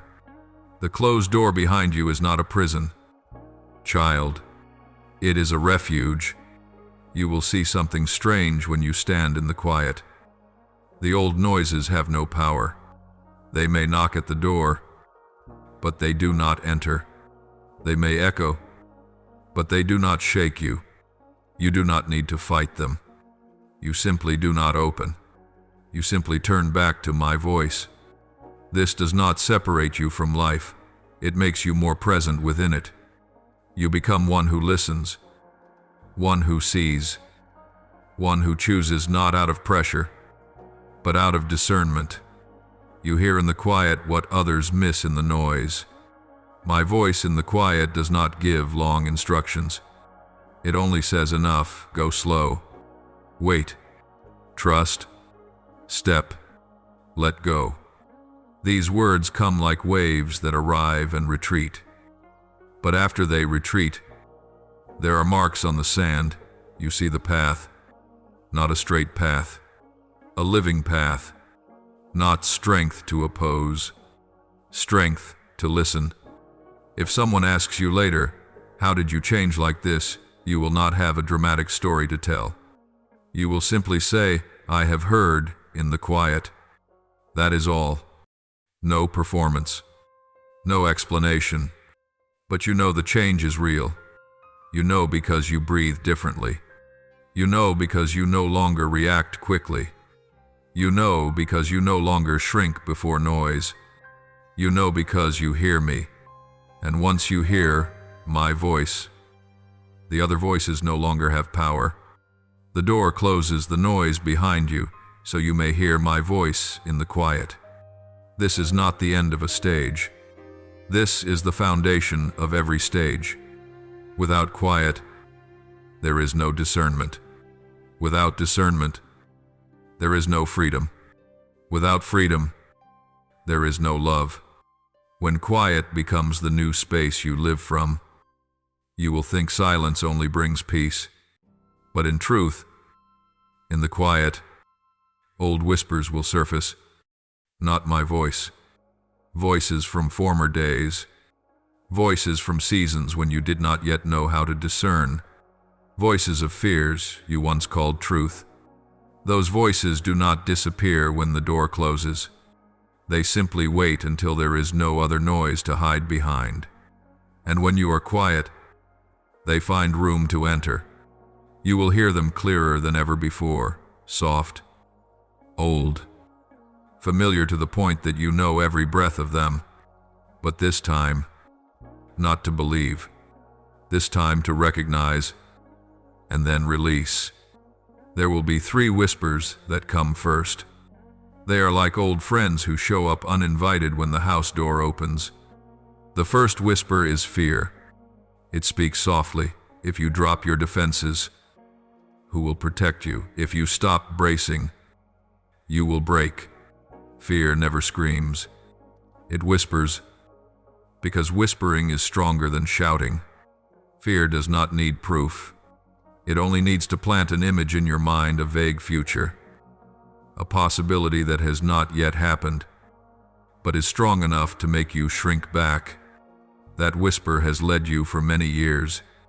You called it caution, but its true nature was doubt in grace. In the silence, you will recognize this is not my voice. I do not speak through fear. I speak through peace. You will let fear finish its sentence, and then you will breathe. No arguing, no fighting, no explaining, just recognizing. And when you recognize it, the power of fear will weaken immediately. Like darkness when the light is switched on, the second whisper is comparison. It comes like a cold draft through a gap in the door. That person has gone further. That person is more loved. That person was chosen, and you were not. This whisper never uses logic. It uses images. It shows you the lives of others like a scorecard, and then gently asks, are you falling behind? Comparison survives on speed. It needs you to run. It needs you not to stop. It needs you to believe that everything is a race. But in the silence, the speed slows down. And when the speed slows, comparison runs out of breath. You only need to stand for a moment in your original design and ask a simple question. Have I been called to be like them? The answer will come like a receding wave. No. I do not reprint souls. I create originals. No journey competes with another journey. When you know this, comparison too will fall quiet. The third whisper is self-blame. It speaks like a sentence handed down. You were wrong. You should have done it differently. You wasted time. You lost your chance. This whisper is not loud. It is subtle. It uses memory. It takes old scenes and plays them back slowly, as if only to remind you that you deserve condemnation. But you hear that whisper in the silence, and you recognize something deep. Self-blame never heals. It only repeats the past like an unending rain. In the silence, you look at self-blame and you see it is not a guiding voice. It is a voice of chains, and you will let it go. Not by straining, but by discerning the past no longer has the right to steer the present. Learning is enough. Blaming is excess. These 3 whispers are like 3 figures walking down the hallway of your mind. One trembling, One, measuring. One with head bowed. They are not enemies. They are parts of the days when you did not yet have light. Do not hate them. Do not fight them. Just recognize them and let them go. In the silence, you will see something strange when you listen without clinging. Those whispers pass through like clouds. They come. They speak. They go. They do not need to be chased away. They only need not to be believed. What matters is not that the whispers appear. What matters is who is listening. In the old life, when fear whispered, your soul reacted immediately. You shrank back. You changed your plans. You closed your heart. You defended yourself. When comparison whispered, you ran faster. You tried harder to prove yourself. You burned out. When self-blame whispered, you bowed your head and believed you were small. But in the new life, the listener has changed. The listener is you in your original self. You no longer listen through fear. You listen through peace. You no longer listen in order to be controlled. You listen in order to discern. This is subtle freedom. You do not mute the whispers, but you do not give them authority. There will be a moment in the silence when you realize this with a deep calm. Not every voice within me is me. When you know that, you step into spiritual maturity. Maturity does not come from having no harmful whispers. Maturity comes from knowing they are voices of the past, not the voice of guidance. Maturity comes from being able to listen without being controlled, to hear without losing peace, to listen and still stand upright. You will listen as a gatekeeper, not as someone being kidnapped. You will notice two whispers in the same body, one using darkness, one using light. One says, "Be careful. Do not step. You will lose." The other says, "Step forward. I am here." One says, "You are not enough." The other says, "You belong to me." One says, "If you open your heart, you will get hurt." The other says, "If you never open, you will wither." It is not easy to distinguish between the two. Both are gentle. Both are inside. Both use the same language. But you will recognize the difference by one sign that never fails. My voice carries peace. The old voice carries anxiety. Peace is never in a hurry. Anxiety is never patient. When you recognize, you do not fight. You do not push away. You simply open the door to peace. It is like standing between two streams of water. One is churning, one is still. You do not jump into the churning stream to defeat it. You simply step into the still one. Both streams may continue to flow at the same time, but you know where you stand. This is what frees your soul. You do not need to extinguish the darkness. You only need to choose the light. Holy silence does not only help you hear my voice, it helps you recognize voices that are not mine. This is deep freedom. There is no need to fear the old whispers, no need to run from the past. You only need to stand in presence. Those voices may still speak, but their volume will fade, because they no longer have ground in you. The door has closed to noise. The door has opened to truth. And the truth is this: you no longer have to believe every voice inside you. You only believe the voice that carries peace. When you release the old whispers, there is no empty void. That space is filled with presence, not with forced positivity, but with gentle light. Fear is no longer the teacher. Comparison is no longer the standard. Self-blame is no longer the law. Grace becomes the very air. Peace becomes the breath. You do not need to be right in order to be at rest. You rest, and then you see what is right. When someone asks you in the future, "How did you overcome fear?" you will not answer with a strategy. You will say, "I recognize the voice in the silence, and then I let it go." Freedom came not by winning. It came by releasing, not by proving, by perceiving. When the old voices have quieted, you will wait for my voice to come as a strong proclamation. But I do not come as thunder. I do not come as wind that snaps trees. I do not come as fire that devours mountains. You have long assumed that what is holy must resound, must shake, must make you tremble. But my truth does not need to shout in order to be right. I do not compete with noise. I wait until you are still. This is the paradox that only a softened soul understands. True power does not shove. True light does not clamor. I do not burst through the door. I stand at the threshold. And when the other voices grow tired, when your heart is weary, when the running has stopped, I step in gently, like breath, like water seeping through rock, like a gentle breeze Elijah once heard. And he knew it was me. You ask, why do you not speak louder? Why do you not drown out the other voices from the start? Because the strongest voice is never afraid to wait.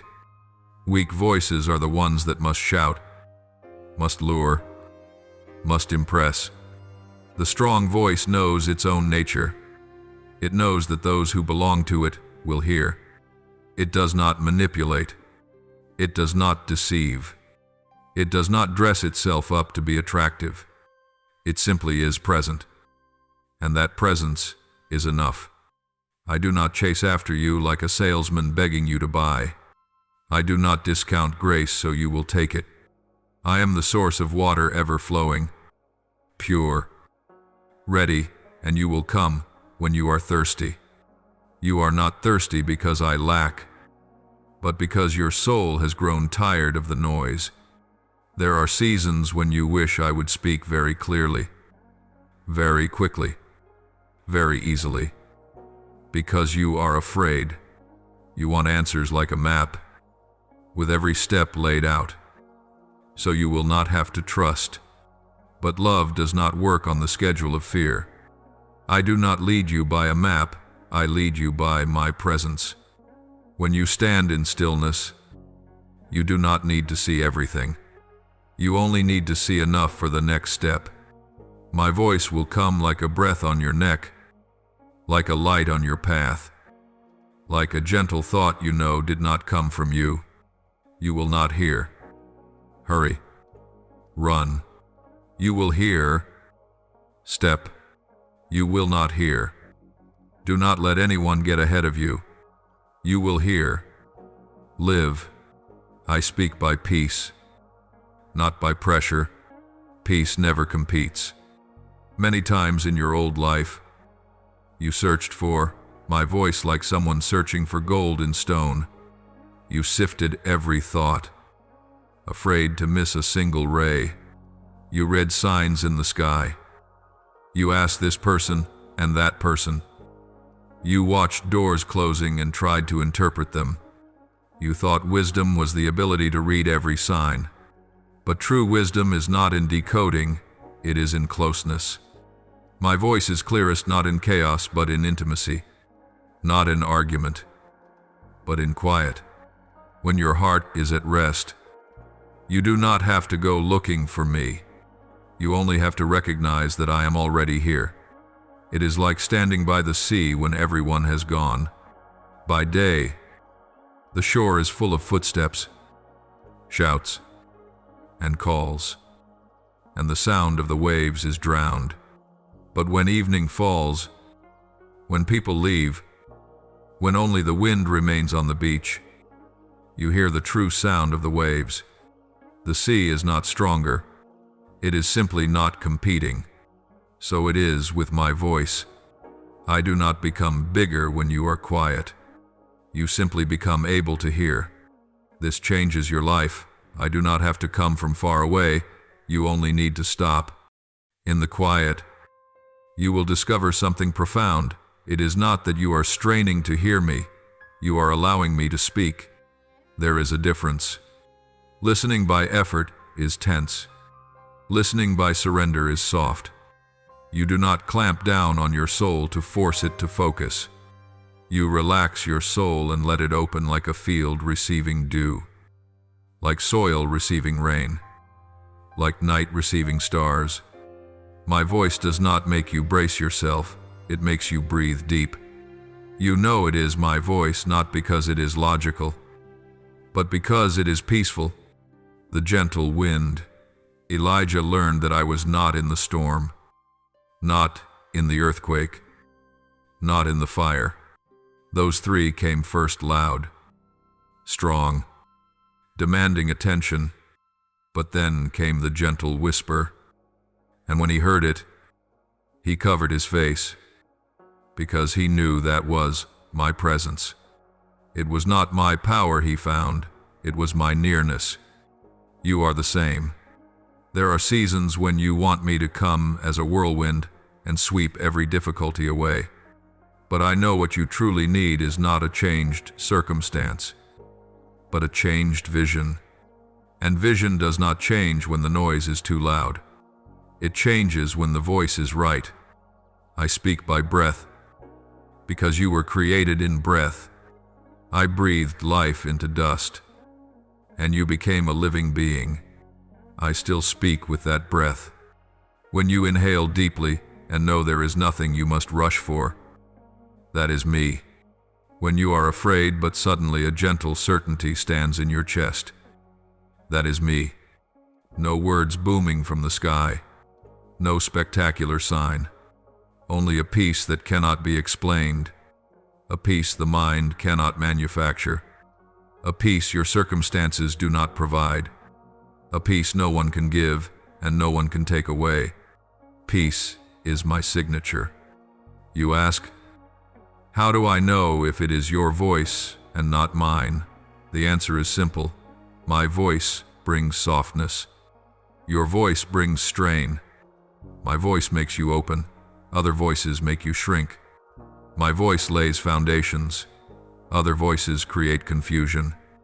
My voice invites. Other voices push. My voice never makes you feel small. Even when it corrects you, it does not humiliate. It lifts up. It does not expose to shame. It exposes to heal. If a voice makes you curl in, tremble, hide, that is not me. If a voice makes you stand upright, breathe, soften, even when you do not understand everything, that is me. It is not that I am late. I arrive at the right time of silence. You cannot hear me when you are running. You cannot hear me when you are trying to prove yourself. You cannot hear me when you are craving other voices to validate you. I do not fight with human noise. I do not shove my voice into your outer conversations. I do not call you in the clamor. I call you in the stillness. You can be in the middle of a crowd and still hear me.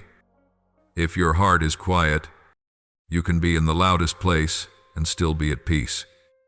If the inside is home, some people think silence is laziness, but true silence is a spiritual act. You are silent to listen. You are silent to discern. You are silent to learn. You are silent to hear. You are not silent because you do not know what to do, but because you know not everything must be done right now. Silence is choosing not to react on impulse. Silence is refusing to be swept into the wave. Silence is waiting for the water to clear so you can see the bottom. Silence is trusting that I speak, and you do not have to shout to hear. I tell you this in love, I am not in a hurry. Love is not in a hurry. Love does not need speed to prove itself. When you live slower on the inside, the world is not late. You slow your inner pace in order to be right on the outside. Some decisions will rise out of silence the way flowers rise from moist soil. No loud voice. No grand announcement, just a moment when you know this is the step, and you step in quiet. Every step that comes from quiet carries power, not the power of adrenaline, but the power of certainty. My voice does not force you to choose. My voice invites, an invitation that does not pressure, does not bind, does not demand, only opens a door. You may step or stay.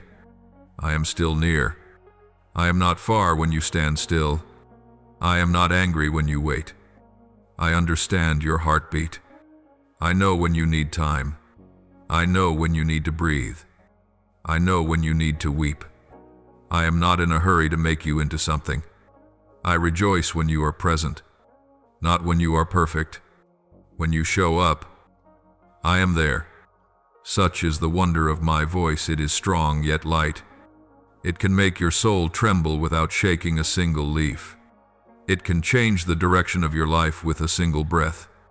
It can call you from within your own depths. You will not hear it with your ears. You will hear it with knowing, a knowing that has no argument, yet has a root, and that root is me. Therefore, be soft, not weak, but soft. Soft does not mean easily pushed. It means flexible. It means sensitive. It means ready. A hard heart does not hear. A soft heart hears. A tense mind cannot receive. An open mind receives. Stillness is the ground. Softness is the door. Peace is the voice. When you sense a light breath in your heart, do not dismiss it. When you stop in the middle of a sentence because something is not right, do not belittle it. When something simple suddenly becomes clear, do not call it coincidence. When you are tense and a quiet peace settles on you like a garment, know that it is me. I do not fight to be heard. I stand in the quiet and wait for your heart to open. My voice does not compete with noise. It waits for you to be still. And when you are still, you hear not by effort, but by presence, not by reasoning, but by trust. You grow still to hear. You hear to live. You live to glorify me. You once thought that when you stepped through the door, you would meet a test. You prepared yourself for difficult questions: what to do, what to say, what to prove, how to present yourself to be worthy of something sacred. You were used to that way of living. Every opportunity carried a fear. Every blessing carried a pressure. Every grace carried the possibility of being lost. You lived like a student before a judging panel, always waiting for the gavel, always afraid you would not score high enough. You imagined I was like that too, standing on the other side with a scoring sheet, noting shortcomings, waiting for you to stumble so I could point them out. But, child, it is not so. Beyond the door, there is no exam. Beyond the door, there is presence. When the door shuts, the noise behind you, the light ahead does not arrive like an interrogation lamp, but like a room full of brightness. There is no hot seat, no papers, no scorecards, only nearness, only warmth. There is no voice saying, "Explain why you are late." There is no demand, "Prove that you are worthy." There is another voice instead, gentle and deep, softening you at the roots. "I am here." That is not a polite greeting, but a fact. Presence comes before questions, before requirements. Presence does not ask you to do. Presence invites you to be. What astonishes you first is not what is new, but what is missing. The tension is gone. The judgment is gone. The pressure is gone. You stand there and do not hear any ticking. There is no countdown clock. There is no sense that if you misstep once, the door will close. The door is open, and it is not open to test your ability. but to open space. You suddenly realize, in that light, that you have been living like someone always braced for fault, always expecting to be wrong, always ready to apologize, even when no one asked. Beyond the door, that ends not because you are perfect, but because no one is judging, you will encounter a strange moment. Relief comes before understanding. You do not yet know everything, but you feel your heart breathing, like someone who has worn armor for too long, used to the weight of the plates, suddenly realizing they are invited to remove them. No one requires you to hold a shield in front of your face. No one demands that you prove faithfulness with sweat. You are invited to become someone who walks in the room, not someone who stands outside the glass. Light does not interrogate. Light embraces. You stand there, and the rest is not from soft chairs or calm music, but from the simple truth that no one sees you as a project to be fixed. In that radiant room, you will discover something deep. I do not love you as an exam. I love you as a life. Love does not ask, "Did you meet the quota?" Love asks, "Are you alive?" I do not wait for you to paint the whole landscape correctly before granting light. I look at you and see something that rises above all right and wrong answers. You belong to me. Belonging does not require evidence. Belonging does not require explanation. Belonging existed before you knew my name. This is the paradox that makes the soul tremble lightly. You thought you had to pass a test to stay, but you were invited in before you even knew where you were stepping. You will remember the other doors you have stood before. Every door in this world tends to demand something: credentials, accomplishments, loyalty, connections. You grew used to carrying your file in your heart, the things you achieved, the things you regret, the things you tried to repair. But beyond this door, no one asks, no one looks, no one opens a ledger. I do not use your achievements to determine your worth. I do not use your failures to dim the light. When you step into presence, the first thing I do is not analyze you. The first thing I do is be with you. There are people who think presence is small. They demand answers, instructions, strategies. They want to know what to do, where to go, where to begin. But presence is the first answer, because no one can hear guidance while still straining to prove themselves. No one can see the path while the eyes are tight with fear of losing. No one can feel truth while the heart is still in defense. Presence is the ground for all understanding, as soil is ground for every seed. Without soil, the seed rolls away. Without presence, my words fall into the mind but do not take root. In that bright room, you will realize that the exam no longer has a place, not because you passed, but because no one is scoring. I do not sit at a judge's table. I sit beside you. There is no distance between the evaluator and the evaluated. I do not look down from a high chair. I am at eye level. When you turn, you do not see cold authority. You see a face, and that face does not ask why you are late. It asks what you have never dared to ask. Do you want to rest? Rest is not quitting. Rest is breathing in love. Many times in the old life, you confused my voice with the voice of testing. You thought I demanded more, needed proof, was assessing you. But that was another voice, the voice of expectation, fear, shame. My voice does not carry a weight that binds. My voice carries a weight that is light. Not light because it is careless, but light because it is true. When you hear my true voice, you do not feel tired from doing. You feel strong from being. You act not to achieve, but because you are loved. Every action from presence carries the fragrance of grace, like footsteps on wooden floor, light, like a garment brushing the ground without stirring dust. There is a moment in that room that you cannot describe in words. The rest is not because you have reached the finish, but because you no longer need to run. You sit, and it feels as though the chair is embracing you, not the material, but the space. The space itself says, "You do not have to strain." Those unspoken words soak into your bones. You feel your eyes moisten, not from sadness, but from ease.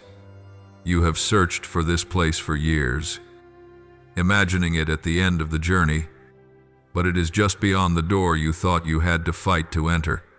And I tell you, no fighting, only stepping. You will try to stand, out of habit, and ask, "What should I start doing?" And I will not give you a list. I will not hand you a schedule. I will not offer tasks to finish before sunset. I will simply look at you with quiet light, and you will understand something deep. Presence is already a beginning. There is no push, no deadline, no voice saying, "If you do not do it, who will?" Love does not shove you from behind. Love invites you from ahead. This will change the way you live. When you enter a new day, you will not begin with expectation. You will begin with knowing, "I am here." When you meet a difficult situation, you will not treat it as an exam. You will treat it as a place for presence, not to win, but to see, not to prove, but to be. And from that being, what is right will arrive as lightly as wings. You will discover that many problems in life do not need immediate solutions. They need presence. When you are present, the answer rises from the ground like a spring. What I want you to know deeply is this: on the other side of the door, there is no exam. You do not have to pass to be loved. You do not have to solve to belong. You do not have to be worthy to be near. I do not measure. I do not score. I do not wait for failure to fix. I am here, and my being here is grace. From that place, every burden slips off your shoulders. You no longer walk with the posture of proving you are enough. You walk with the posture of one who is loved. The one who is loved does not rush. The one who is loved does not fear failure. The one who is loved does not treat everything as a test. The one who is loved blends into the day the way light fills a room. You will see something quiet and deep. Rest is not a reward for those who overcome. Rest is the foundation for those who live. When you see this, even as you work, you rest. For rest is not the absence of action. Rest is the absence of fear. Rest is the knowing, "I am here." When you live from presence, every interaction changes color. You look at others not as competitors or judges, but as souls searching for light. You no longer impose an exam on anyone. You do not demand they be enough to be loved. You love first. You love not because they are worthy. You love because you are loved. And that love does not make you weak. It makes you true. You can say no without guilt. You can say yes without fear. Because presence has set a foundation stronger than any test. On the other side of the door, there is a room filled with light. There are no papers, no difficult questions, no examiner's voice, only me. And I do not come to ask you anything first. I come to be. When you realize this, your soul will release a long breath, the first in many years. And in that breath, something miraculous happens. You rest. Not because you are tired. Rest because you trust. You have grown accustomed to the feeling that you must add something to be accepted, an explanation, an achievement, a forced smile. an apology even when you are not wrong, an effort to lighten the air, a performance to keep others pleased. You have grown used to filling space with doing, as though your existence alone was not enough. But when you stand in my light, all of that falls away like an old coat. You do not need to prove. Your presence is enough. There is a paradox here that surprises the mind, but the soul understands immediately. When you stop trying to become lovable, you suddenly become easy to love, not because you are perfect, but because you are true. People are not drawn to strain, but to life. No one feels the beauty of a flower trying to bloom by force. Beauty is in its simple opening, in its season.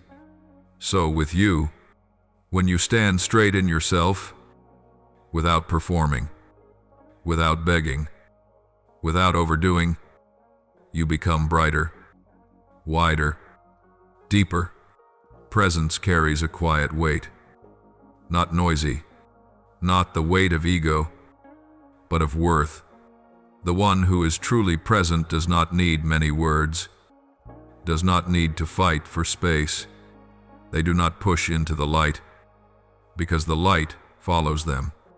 They do not grasp for attention, because their peace is already a signal. When you are present, you do not try to persuade anyone. You are simply there, and that alone adjusts the rhythm of others' breathing. People naturally become softer, more courteous, more honest when standing near someone who knows where they belong. You will notice a small but great change in your interactions. You do not speak to be seen. You speak because you have something to give. You do not smile to be loved. You smile because your heart is soft. You do not come to fill emptiness. You come as one who brings air. Your presence becomes blessing, not because you try to be a blessing, but because blessing flows through you as naturally as sunlight through a window.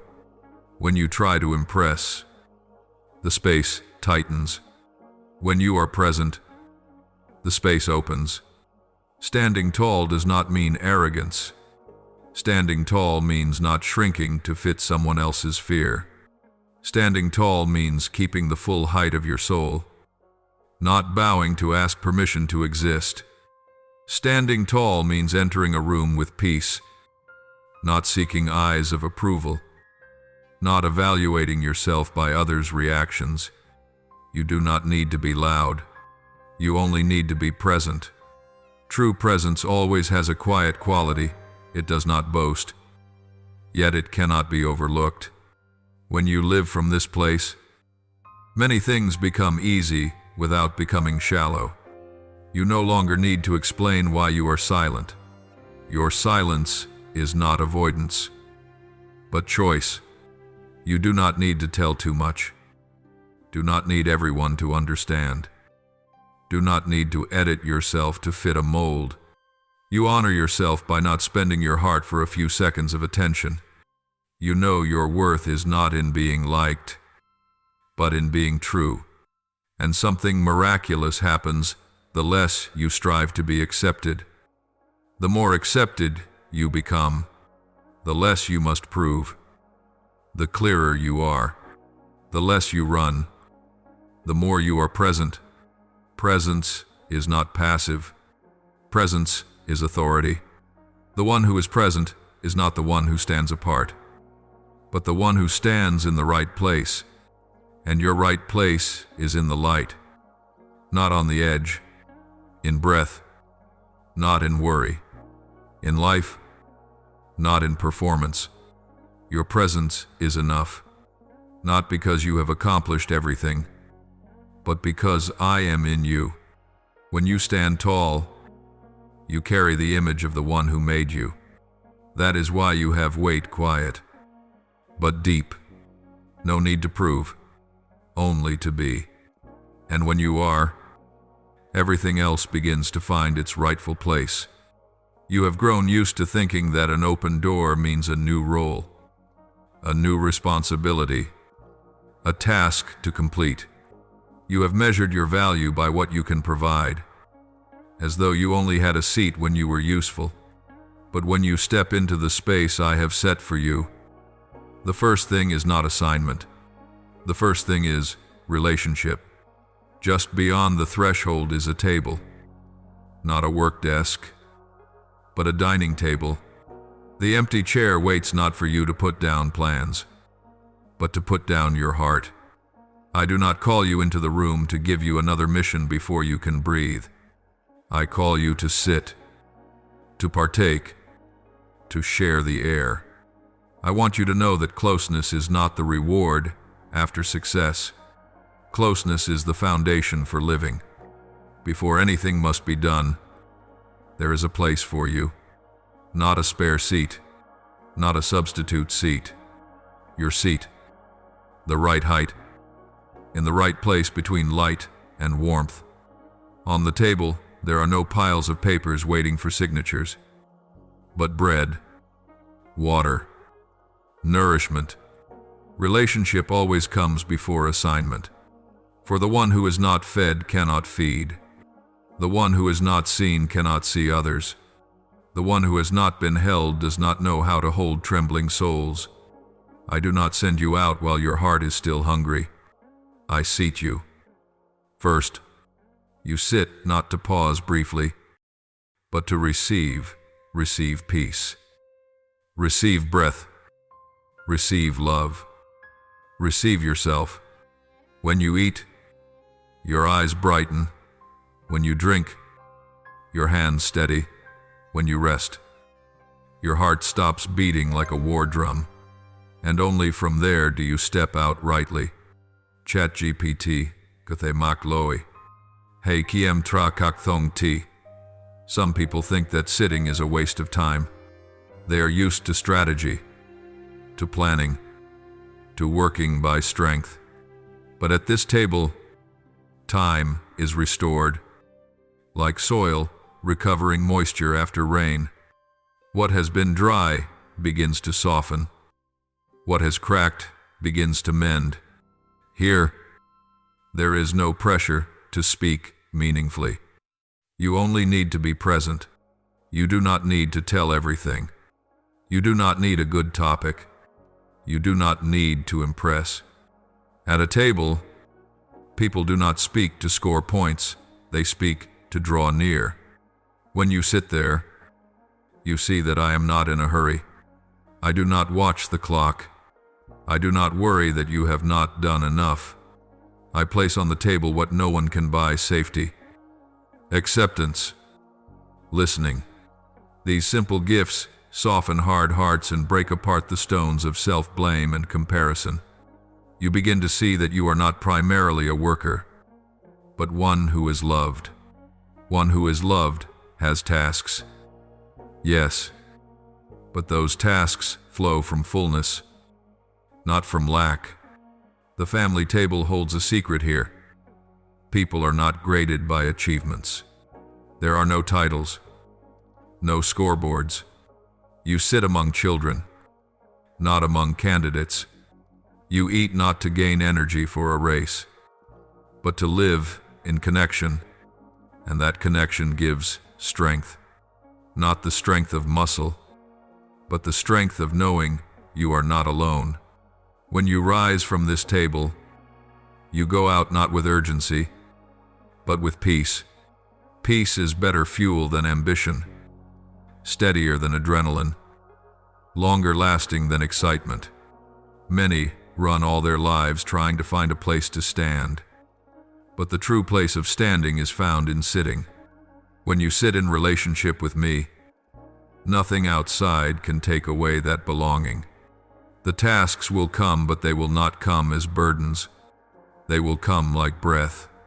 You will do what needs to be done, not with fear of failure, but with the joy of one who knows they are building with God, not beside God. You will walk and not be lonely, because you know that before any work existed, there was a table, and that table still waits whenever you return. You have passed through many doors in life, moving from place to place, from dream to dream, with a vague sense that something was missing, that the answer was somewhere out there in another person, another opportunity, another land. You heard promises, read inspiring words, followed the guidance of wise people, and still there remained a quiet emptiness, like dry ground awaiting rain. But when the door opened and you sat down in relationship, light came in not to point toward a distant road, but to shine on the ground of your heart. In that light, you began to see what you were searching for outside had been inside you all along, in the form of seeds. A seed is not beautiful to the eye. A seed does not attract attention. It is small, rough, without display. If you look with natural sight, you see no value. But if you look with the heart, you see something else. The seed is the future, folded into itself. Everything great begins small. You once believed you did not have enough, that you were lacking, that you must accumulate more to become sufficient. But I tell you this, you do not lack seed. The seed is waiting for soil. The abilities, the gifts, the wisdom, the intuition, the whispers I planted in you long ago have not disappeared. They are simply hidden like sprouts beneath the earth. Sometimes you have felt them as a vague sensation. You know you have something to give, but do not know where to begin. You feel a voice within, but are not sure whether to hear it with ear or with heart. You stand among crowds and feel something in you breathing, yet not yet in the light. You thought that was deficiency, but it is season. A seed does not sprout at once. The soil must endure cold, endure dark, endure rain, endure stillness. Many things in you have passed through those seasons. Night is not failure. Night is part of the process.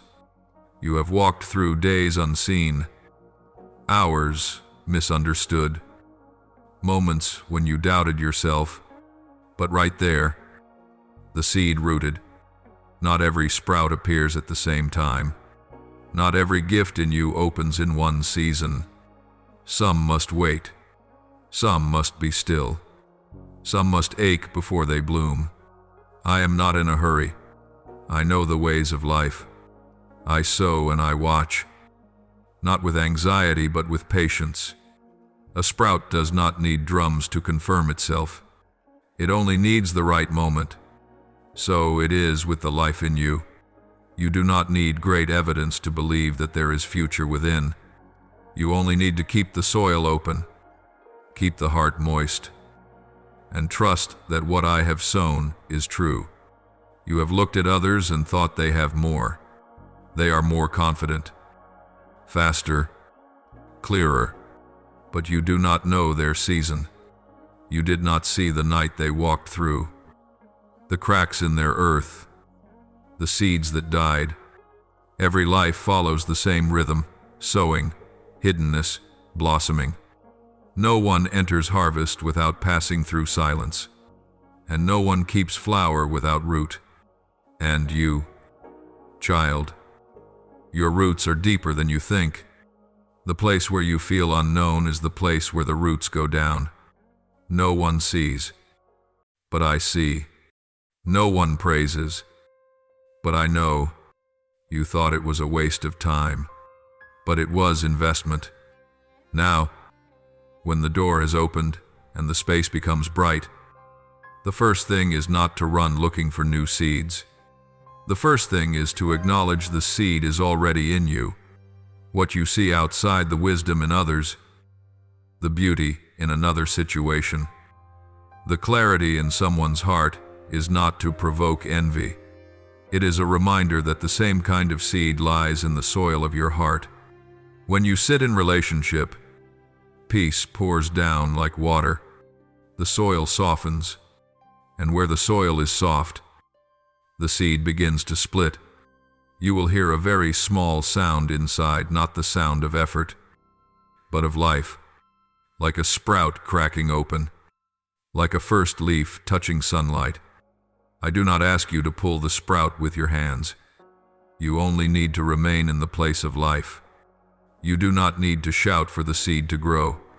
You only need to give it light, water, time, and trust.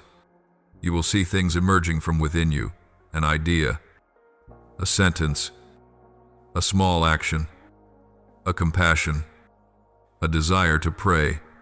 Do not despise them as small. Small sprouts carry great futures. Treat them with quiet respect. For those who know how to keep sprouts will see seasons. When the door opens, you think the first thing to do is to step quickly outside, to explore the new space, to find opportunities, to meet people, to seize something big. The world teaches you that an open door is a call to action, that if you are not fast, blessing will pass you by. But this door does not open so you may run. It opens so you may live. And living does not begin with others. It begins with yourself. For many years, you have lived beside yourself like two people sharing a room, but never truly meeting. You were busy keeping peace, busy responding, busy pleasing, busy covering gaps, until you could no longer hear your own heart. When the door opens and the room fills with light, it is not to make you someone else, but to bring you back to yourself. There is something strange and beautiful. You have become a mystery to yourself. You know how to speak to others, but you do not know how to speak to your own soul. You know what to do so that no one is bothered, but you do not know what you need in order to live. You hear the voices of people, but you rarely hear the voice within. You see your face in the mirror, but you do not know what is deep inside those eyes. When the door opens, it is not for you to rush toward the future, but for you to stop long enough to look at the person standing in the room yourself. I have waited for this moment, the moment when you are not running to escape, not running to search, not running to prove, only standing, only breathing, only feeling. In that stillness, your soul begins to stir, not through noise, but through a whisper, I am here. Strangely, that voice does not come from outside. It comes from within. Many times you prayed upward, but on the other side of the door you begin to hear inward, I am not far. I am in the place you most often overlook, the deepest region of your presence. And when you touch that region, you do not find a list of tasks. You find warmth. That warmth is the evidence you are alive. When you live with yourself, you no longer treat your soul as a servant of the schedule. You do not force your heart to follow the speed of fear. You do not shove your feelings into the closet just to appear strong. You sit down and ask yourself honest questions. Are you tired? Where does it hurt? What do you long for? Are you truly living? These questions are not selfish. They are care. Because your soul is not a machine. It is a sheep that needs to be led, needs to be fed, needs to rest. I am the shepherd, but I also desire you to become a friend to your own soul. When you live with yourself, you will notice forgotten parts, a small, quiet dream, a fear without a name, a memory no one valued, a joy locked in a box because it did not fit someone else's schedule. Beyond the door, light will find every corner, not to expose for shame, but to name for healing. You no longer need to perform for yourself. You no longer need to pretend you are fine. You are allowed to be weak. You are allowed to be joyful. You are allowed to need. You are allowed to be different. When you live with yourself, you begin to see yourself as I see you, not through achievement, not through failure, but through inherent worth. This changes the rhythm of life. You no longer scold yourself every time you stumble. You no longer push yourself every time you are slow. You no longer call yourself by the names of fear. You adjust your inner speech, not with positive slogans, but with kindness. You speak to your soul as one speaks to a friend. It's all right. I'm here. Softness makes room for healing. When you sit with yourself without running, without hiding, without pretending, the seed inside begins to sprout. This is why the door opens, not for striving, but for growing. My child, I did not make you to become a copy of what someone else needs. I made you to live the uniqueness I placed within you. When you live with yourself, you become fertile ground for grace. Others are no longer shadows that make you shrink. They become companions. Love is no longer a tiring choice. It becomes an exchange between two upright souls, because you know yourself. You no longer fear losing yourself. You can love without disappearing. You can give without emptying. You can be among people without being far from yourself. The door opens for you to live, not to live as a role, not to live as someone braced, not to live as a victim, not to live as a pleaser, to live as a real person, not perfect but true, not loud but deep, not dramatic but clear. From that place, everything else finds its rightful place: dreams, work, relationships. But the foundation is not those things. The foundation is you. You are present. You breathe. You have a place. I am here. Thank you for listening to today's message. Remember to subscribe and turn on notifications so that together we may receive the living word. Strengthen our faith and walk in the boundless love of God. Amen.